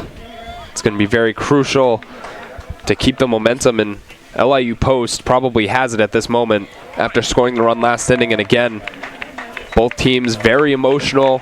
A lot on the line here. 1-1 pitch. Now upcoming from Gomes. Swung on and missed, or fouled off.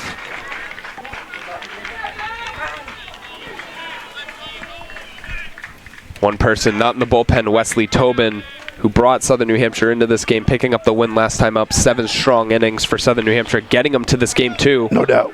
Where and even go back to Andy Morales last night. This one lined foul. Andy Morales, 1 hit, complete game shutout from him. You said it Thursday to me, big game pitcher. No doubt, and he's been called on in big spots, and he was just dynamite last night, total control. Tons of ground ball outs. He was outstanding. It was the pitching performance of the weekend, and that includes Varela's complete game 15 strikeout performance. 1-2 pitch, popped up into center field. Tavares gets under it, puts it away. So 2 quick outs here for Gomes, and it's a nice bounce back for Gomes. Gomes giving up the triple, and that's kind of been it. And really it. Double play ball, the triple by Brem. Obviously then the sac fly. Now 3 ground outs and a strikeout since. Just about to say a big double play in the moment where bases loaded, 1 out, and Gomes got the double play to keep Southern New Hampshire tied at the moment. Then obviously LIU Post taking a jump at it next time up, scoring the run. But both pitching staffs have been fantastic. This one lined over the head of Goldstein for a base hit. There's Ryan Dalton. Didn't really trust him last time. He was at the plate. Sacrifice bunt with first and third. You don't see that often. However, it comes through here with a single. And good for him. I mean, a guy who really has not played a lot this year, obviously, in back of an all-region selection. Behind the plate, in fact, Leacon, he comes through there just sitting first pitch fastball and just deposits it into right field. It's called upon today and has come through in a big way defensively as well. Obviously, losing your start catcher to ejection, never want to see that happen. However, Dalton, a really good story. This one grounded back to Gomes. Gomes flips it on to Henry. So quick, top of the 7th.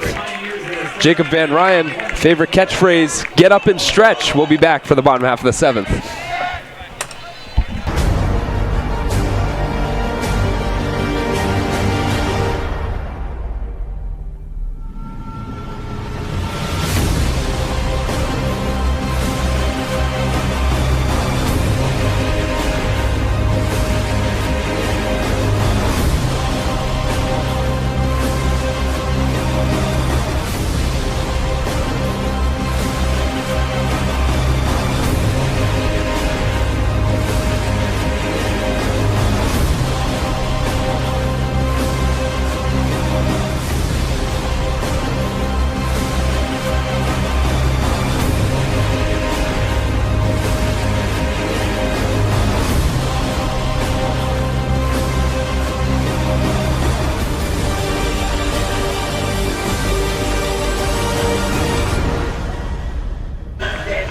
Welcome back here to Penman Field. One of the hardest working people here this weekend. Jacob Van Ryan driving in tough. Not me at all. Driving in to get here on Thursday, battling through the voice yesterday and today. The hardest working people have been the people behind us to our left here in the press box in Southern New Hampshire. It's been our outstanding crew. Jared Fields in today. Obviously, we had Alec Palmer yesterday.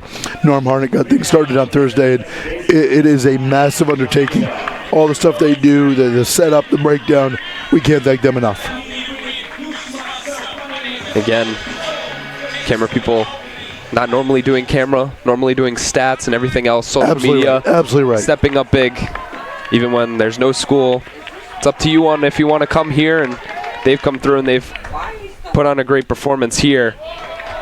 I said it last night. I've been fortunate to be at a number of these regionals. And last year, New Haven did an unbelievable job hosting at Pace, which was an unenviable task, and they did an outstanding job. But there is no school that hosts a regional in the East Region like Southern New Hampshire. I mean, they do. This is a huge, huge lift, top to bottom. They do an outstanding job. This game's been tremendous. Bottom of the 7th, Joshua Goldstein up 1-1 count. This one's going to be lifted into right field. However, it looks playable, and the play will be made. So Goldstein retired. So 8-9-1 was due up for Southern New Hampshire. Goldstein now flies out. We're getting into these late innings where everything becomes crucial. Idelson Taveras now up for Southern New Hampshire. And I got to say, Julian Arcos out of the pen has been awesome. We talked about the job that Gomes has done, but Arcos has been really, really good. We looked at him ERA in the 8s. His stuff has really looked good today for LIU Post. Again, probably another one of these guys that didn't expect to pitch today, but injury happening so early on in the day, and you never know what's going to happen. These Pioneers really have stepped up. The 0-1 to Taveras. It's going to be into right field for a base hit, so Idelson Taveras will get on. A lot of speed now at first base, and here comes that man. Tom Blandini due up, been on base all 3 times in this second game. This will be interesting to see how they play it. We've talked about Southern Hampshire running into some outs throughout the course of this game. It'll be interesting to see what they do with Idle on the base paths. Idelson Taveras. He is undoubtedly their fastest player. Is Taveras on the bases, and 13 stolen bases on the year doesn't lead the team in that category. But he is, I mean, from get and go, he's their number one guy. See what the play is. Again, don't want to run into outs in this spot, especially with your best hitter up at the plate. Blandini will take first pitch away, ball 1. You kind of see from the catcher Dalton there, ready to throw right away. Kind of got up a little early just in case with the speed at first base. 1-0 pitch from Arcos. He'll look Blandini back. We'll see. Now that the backstop already threw out 1 runner today, they got Goldstein stealing earlier. Pitch is away, 2-0. Kind of looked like a pitch out. A little bit did. There is 2 arms warming in the bullpen for LIU Post. Let's see what the leash is with 2, 3, 4 hitters due up after Blandini. Again, obviously you don't want to walk him here. 2-0 with 1 out. Taveras on first. Pitch grounded foul down the first baseline. You trust Blandini, but I'm a little bit surprised he offered there that 2-0 pitch, just trying to get on base. Once again, wanted to see a strike, but I think you trust him so much in his knowledge of the strike zone that you're okay with that. Junior third baseman from Bow, New Hampshire. Really good year last year. kind of back and forth year this year, but has really come on late in this tournament. No doubt. Has been a very important piece for this team all year long. The 2-1. Away, 3-1 now. And it's interesting, speaking with the Southern Hampshire staff, they talked a lot about the effect that moving Blandini from third to short had in his offense. And they didn't think that would be the case. But having to learn a new position, all the different things about being the leader on the infield, it's a different set of circumstances. 3-1 now. Away, ball 4. So Blandini going to walk on 5 pitches. He's been on base all 4 times he's come to the plate in a regional final. Come through clutch. Now Marcus Chavez, who's had a lot of bad luck in this game, has grounded into 2 double plays with runners on. Has a big spot here with 1 away in the bottom half of the 7th. And he would love to atone for those situations. He gets an opportunity once again. He would love to come up with a huge, huge hit for his team. Has had a really good weekend. Not really a good day, but you never know what's going to happen here. A lot of speed on the base pass as well. Anything hit into the outfield, you have a feeling that Loazo's sending all the way. No doubt. 0-1 now to Chavez. Henry on deck. You got Tavares at second. He's going to score on a hit to the outfield. The 0-1 now. See what the play is. High, 1-1. Good bender, just stayed up a little bit. The one thing that you can't have here, if your LIU post, is a pass ball to get the runners in scoring position. Really important for the backstop here. Dalton, who stepped in big today for post. The 1-1 pitch is away, 2-1. Really good job there on the reflexes. Yeah. Regardless of what happens, Dalton has been really one of the stories of this game. Didn't think he was going to play. Obviously, Bagley could be being thrown out of game 1, serving a suspension in this one. He has been really good behind the plate for LIU post. The 2-1 to Chavez. Took him for a ride into left field, and that one's out of here. Marcus Chavez with a 3-run home run for Southern New Hampshire, and they lead 4-1 here at Penman Field. We talked about the bad day, and he absolutely skies this one into the bullpen. And just like that, you look up at the scoreboard, and it's 4-1, and there's a lot of intense emotions from Southern New Hampshire. University of Michigan transfer, first year with the program, and he comes up in a huge, huge spot, obviously. Got all of this one. Left fielder gave chase. The one thing I'll always remember about that swing is that's going to do it for the reliever Arcos, is watching Scott Loazo down there at third base, saying, okay, it's over his head, waving his arms, and then the ball gets out, and he ripped his helmet off, almost like, I can't believe what I just saw.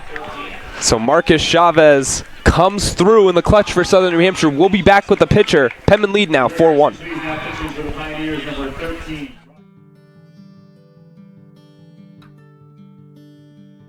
As Division II student athletes, we are committed to being our best.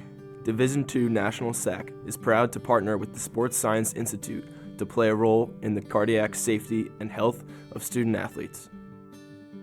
Although many student athletes with heart conditions live healthy, active lives, up to 10 NCAA student athletes die each year of sudden cardiac death during athletic activities. The facts are that immediate delivery of CPR and AED saves lives, so everyone should be CPR and AED trained. Please join us in this important initiative. Make it yours.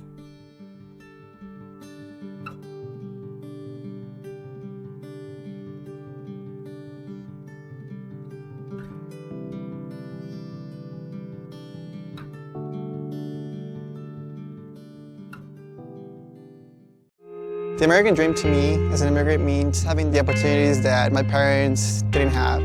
Being the first one in my family to graduate and meant my parents' sacrifice for me to get to this point was paying off. Estoy muy orgulloso de Michael por haberse graduado de colegio. My path to a college degree would have been completely different had I not had a scholarship. It would just relieve a lot of the financial burden. Marcus Chavez has given the Southern New Hampshire team a 3-run cushion here off of one swing of the bat. And we're going to show you another replay of it. Really good pitch, just launched into left field. And As you said, didn't really know if it was going to be out right away, but ball kept on carrying and found the bullpen. This is a really good look at the wide shot. You're going to see the ball just go back. You see Canito, you see Scott Loazo waving his arms, and pass the ball, you see the bullpen celebrate. Look at those guys fired up down there, and Chavez with one swing of the bat, his second home run of the year. And a guy who's appearing in 27 games, 90 plus at bats, not a ton of pop, gets the second home run. And what a moment for him, and what a moment for the Penmen, obviously. Was the backup catcher for most of the year. Bat came on late. Scott Loazo gave him an opportunity to be the designated hitter for this team, and he came through here in one of the biggest moments for the Southern New Hampshire season. We talked about it a little bit as we have new pitcher Robert Paccioni on the mound now for LIU Post. You didn't want to see, now the pitcher made a mistake, obviously left the ball over to the zone. You didn't want to see this game decided by, I'm not saying this game is over because there's a lot of baseball left, but you wanted to see this game, regardless of who won, decided by somebody making a great play. Marcus Chavez, for the time being, has made a great play for his team. Henry lifts this into left field. Playable, and the play will be made out there for Post. So Paccioni will step in, only his 5th appearance of the year, ERA 5.68 on the year. So limited work for him, and now he comes in a big situation where got to keep it at a 3-run lead this late in the game, and still a lot of baseball left, and your offense has been your catalyst all year. You can bring him back in this game for sure. No doubt. This game's far from over. Again, you talked about the bats not being hot in the tournament. Coming into the tournament, averaging 11.5 runs over their last 4 games. It's an LA Post team that averages 7.5 runs per game coming into the weekend, and they just, for whatever reason, they were outstanding for them on Thursday and Friday, and the bats have gone cold at the wrong time. 2-0 to Dakota Mulcahy, and obviously there's still a lot of time left. No doubt. And all it takes is you get 4 runs, you come out of here with a win. Doesn't matter how your offense played over the weekend because you got the job done. And again, the confidence at the plate is such a difference maker. 2-0 to Mulcahy is high, 3-0 now.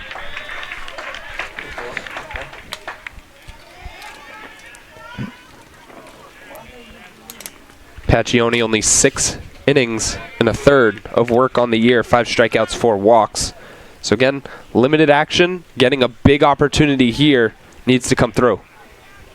The 3-0 to Mulcahy is in there for strike 1. Again, we've talked about this. The last time that LA Post will compete in this regional is they are merging with LA Brooklyn, becoming a Division I program, and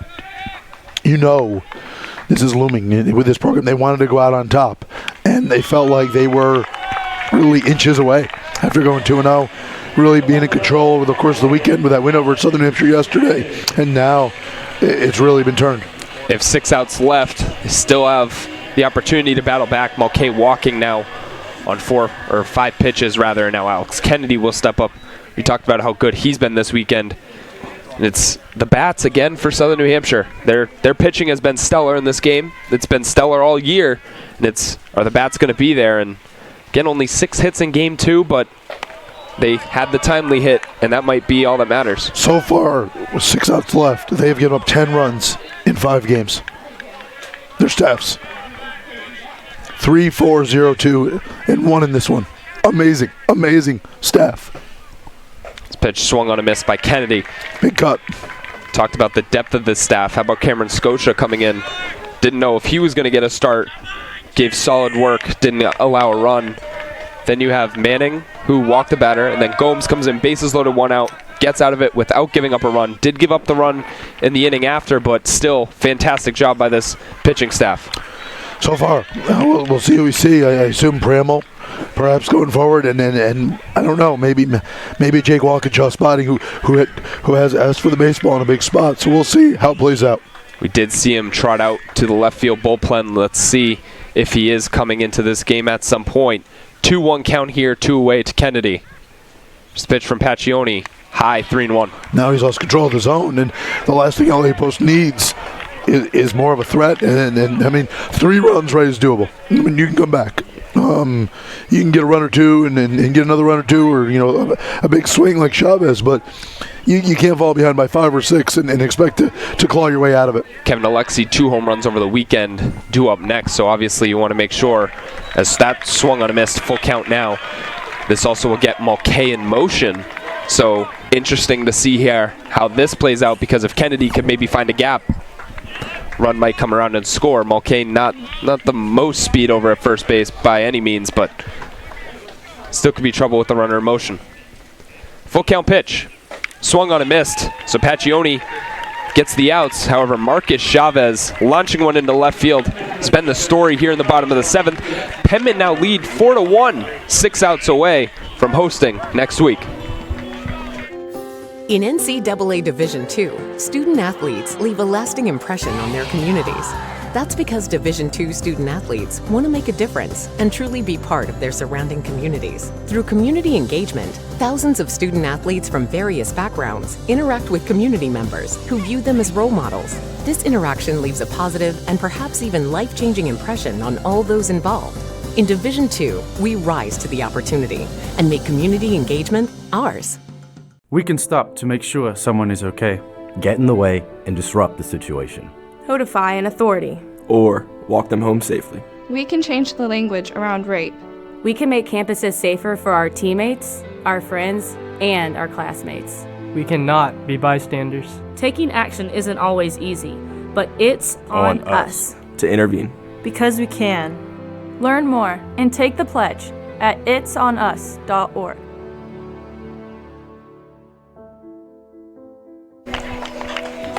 Welcome back here to Penman Field. Jacob Van Ryan, Michael Wozniak here for the top of the 8th inning. Baseball's a funny game. Alex Gomes blew the lead for Southern New Hampshire, now looking to pick up a win as he's back out there for the 8th inning. And aside from that triple he's given up to Bram, he's been really good out of the pen today for the Penman. And we'll see how it plays out. For LIU Post, 2-3-4 coming to the plate. It's sort of now or never time, Mike. And again, we talked about maybe seeing a lot of pitchers. We've only seen 3 by each side. So again, good work being done by the depth of both. Well, we're not there yet. I mean, we're a long ways away. And for sure. I think if you're Scott Loazzo and pitching coach Zach LeBaron, you're probably in almost a hitter by hitter type situation now. Christopher Wasson grounded into a double play to end a bases loaded 1-out situation. Obviously, he's looking for a big opportunity. He'll lead off against Gomes. First pitch, strike 1.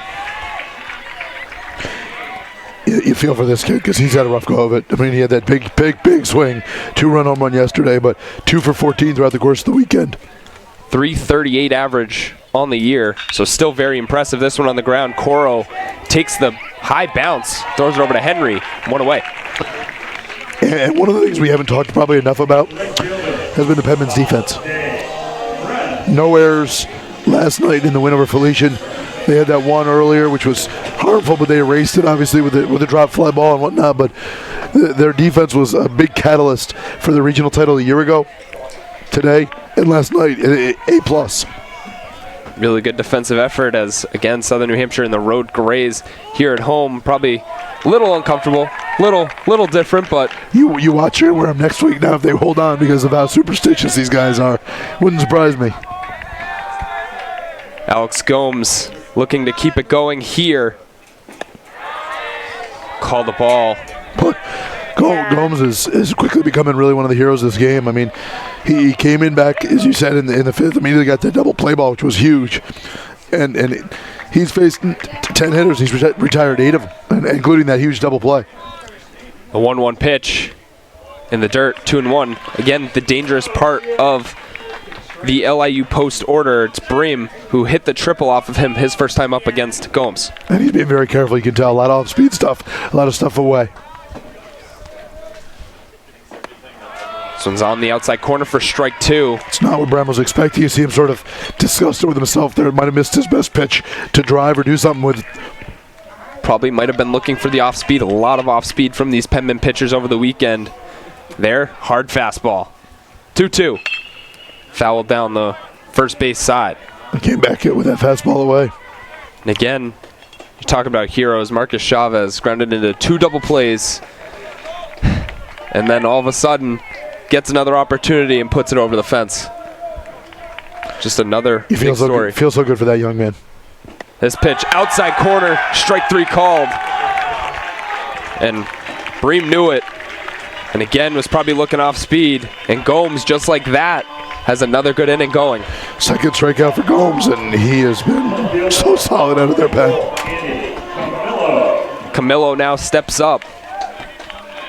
Do you think if he continues this success, you put him in for the ninth? Sure. Until he gets in trouble, why not? Penman 4 outs away.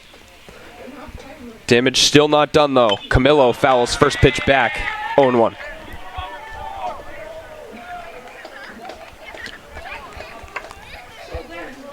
Again, just crazy for Southern New Hampshire. This is their 8th straight regional.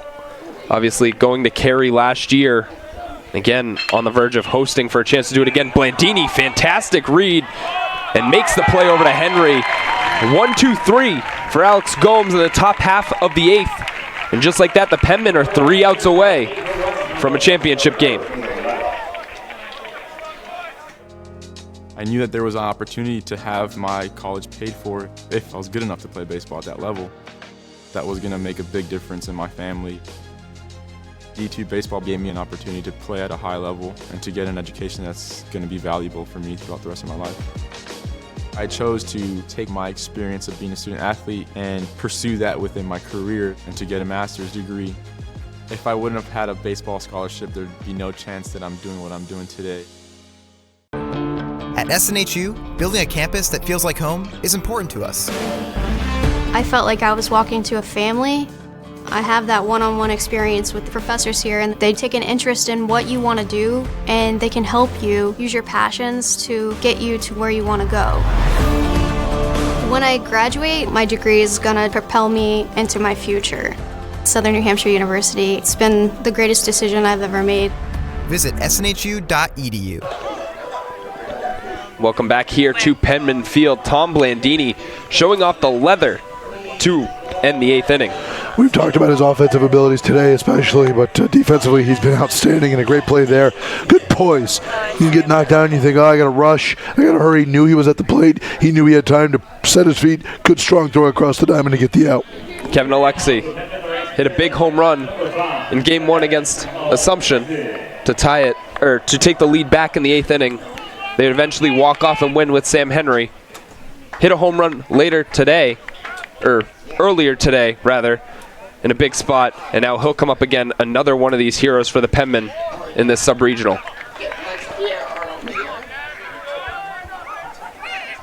0-1 pitch thrown in there from Pacione. Off speed high now, 1-1. I'll say this, if Alexi were to get a hold of another one, what would that celebration look like? He's had 2 big celebrations. 2 high bat flips. Ooh. Fouled hard down the third base line. That was a laser. He got a good chunk of that one. I will say, I don't like the long stare. Bat flip's okay though. I like the bat flip. I go back and forth on all of it. It's fun for the game. The 1-2 pitch swung on him, fouled away. So Alexi, good job battling there. He's had a really impressive weekend. Guys that they did not count on, quite frankly. I mean, you expected Henry, you expected Dakota, expected Blandini, but guys like Kennedy and Alexi, who you hoped would come through, they've come through in a big, big way. Alexi really oozing with confidence now.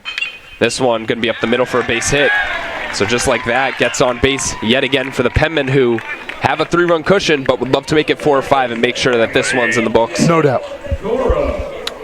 Jake Coro steps up. A couple feet away from a home run last time up. That was a runner on. I'm curious how they play this as well. Is Scott Loazzo in this situation, the head coach of Southern New Hampshire, does he try to process a run just to tack on another run to work with, or does he try to play for another big inning? See how it goes as Pacione had a really good relief stint, gave up the hit now, but really solid work for him. Swung on a miss by Coro. No bunt indication there. All weekend, Coro's had these situations where you would think about a bunt, and he's been swinging first pitch. Very aggressive batter for Southern New Hampshire, the third baseman, Jake Coro. The 0-1. Foul back, 0-2. Maybe he doesn't like the sacrifice bunt. Maybe he's high on the analytics. Or he just wants a chance to hit a home run. I don't think he's got the choice. I think this choice is made for him in a lot of ways. I think the staff just shows trust in him and shows faith in his bat. The 0-2 pitch to Coro upcoming.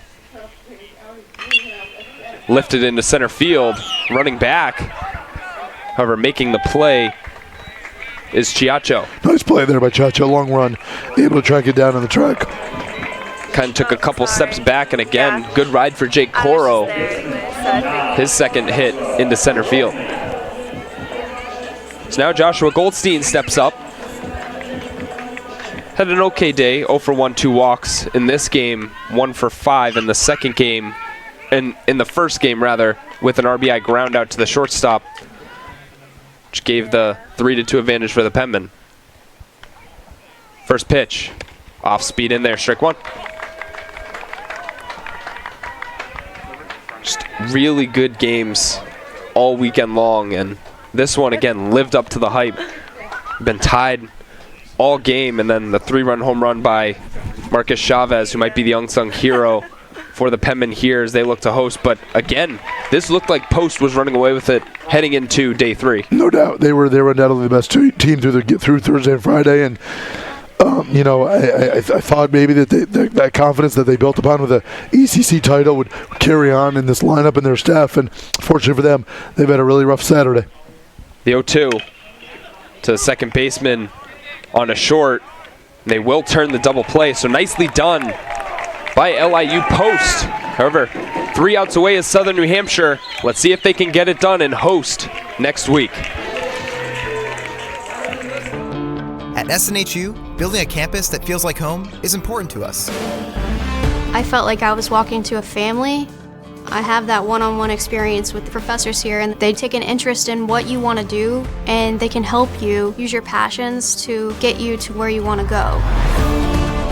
When I graduate, my degree is going to propel me into my future. Southern New Hampshire University, it's been the greatest decision I've ever made. Visit snhu.edu. It's not about where you were born. It's not about your gender or the color of your skin, or whether you're rich, poor, or in the middle. No matter what you play, if you have the skill and drive to succeed in school and in sports, we'll provide the opportunity. Welcome back here to Penman Field. NYIT will wait for who will win this game, and they will be ready to travel either to Hooksett or to LIU Post. It's funny because for their purposes, NYIT's campus is literally located down the street from LIU Post. So for their purposes, they would have loved. Well, I don't know about matchups. I don't know what they did during the year or whatnot. I don't know what team they feel like they have a better scout on or whatever.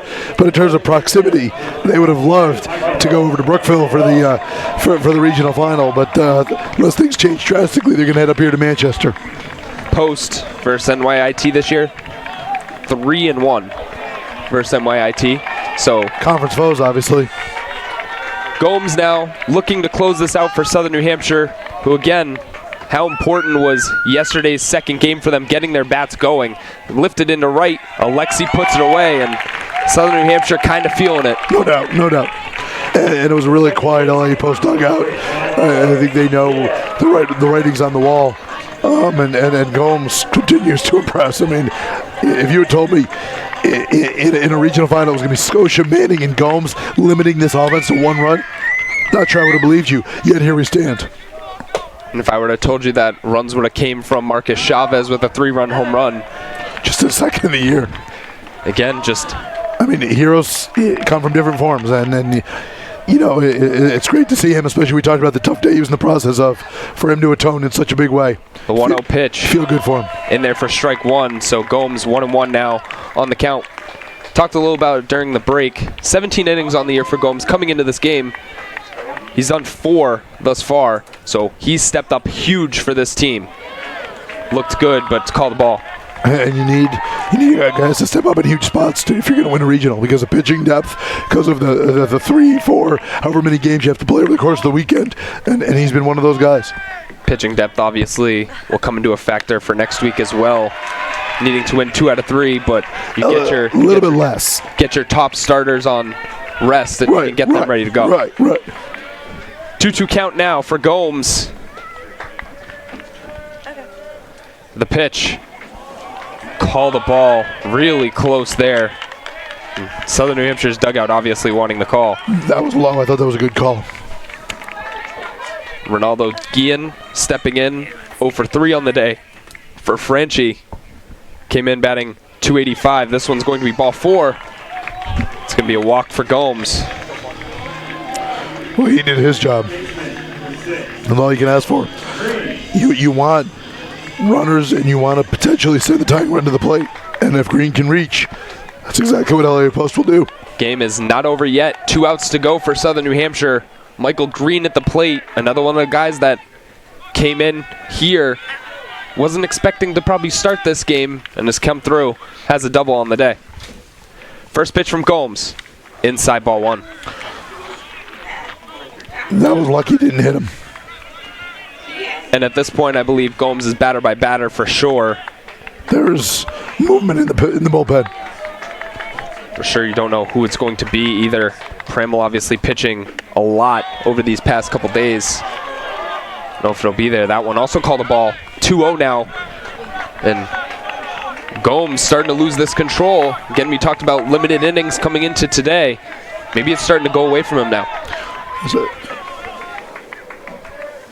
2-0 pitch. Blooped to the first baseman. Henry puts it away. Southern New Hampshire 1 out away. Needing 2 wins today. They've picked up 1, and they're 1 out away from their second. This is now officially Gomes' longest outing of the year. How about that? In a regional final, he is 1 out away from getting the victory. Just a stellar performance. That's kind of what you need in these regional settings. 1 mistake to Brad, but other than that, just a tremendous effort. And for Post, 1 mistake, pitch left in a good spot. This is on the ground to second base. Goldstein on to first. And Southern New Hampshire University took them 5 games, but they will win this sub-regional and will host NYIT next week. And there you see the celebration. I'll just say this. Never underestimate the heart of a champion. This is the defending East Regional champion, and I'm not sure I would have believed it after LA Post defeated them in Game 1 yesterday. I thought LA Post was ticketed to come out of this region, and we congratulate them on a terrific season and a terrific year, and all the storylines that surround this program. We can get more into that, but we don't need to. We can just say that Mike Gaffney is as classy a gentleman and a headman as there is in this region, and a great group, a great team. ECC champions, obviously, but today, Marcus Chavez and the penman, they get the win. So for Post, they will transition to Division I. Southern New Hampshire, they'll be playing next week, so I hope you like baseball and hooks at New Hampshire, because you will be getting another week of it here. All right, just quickly, Friday, 7 o'clock Game 1, 3 o'clock Game 2. Game 2 is 3 or 3:30? 7 o'clock, 3:37. 7 o'clock, 3:37. Thank you, Eric Copeland. We appreciate that. That is the schedule for next week. NYIT coming here to take on Southern New Hampshire. So that is all the time we have. Marcus Chavez, 3-run home run, and Southern New Hampshire pulls it off and will win their sub-regional. Jacob Van Ryan, Michael Wozniak on the call. We'll see you next week.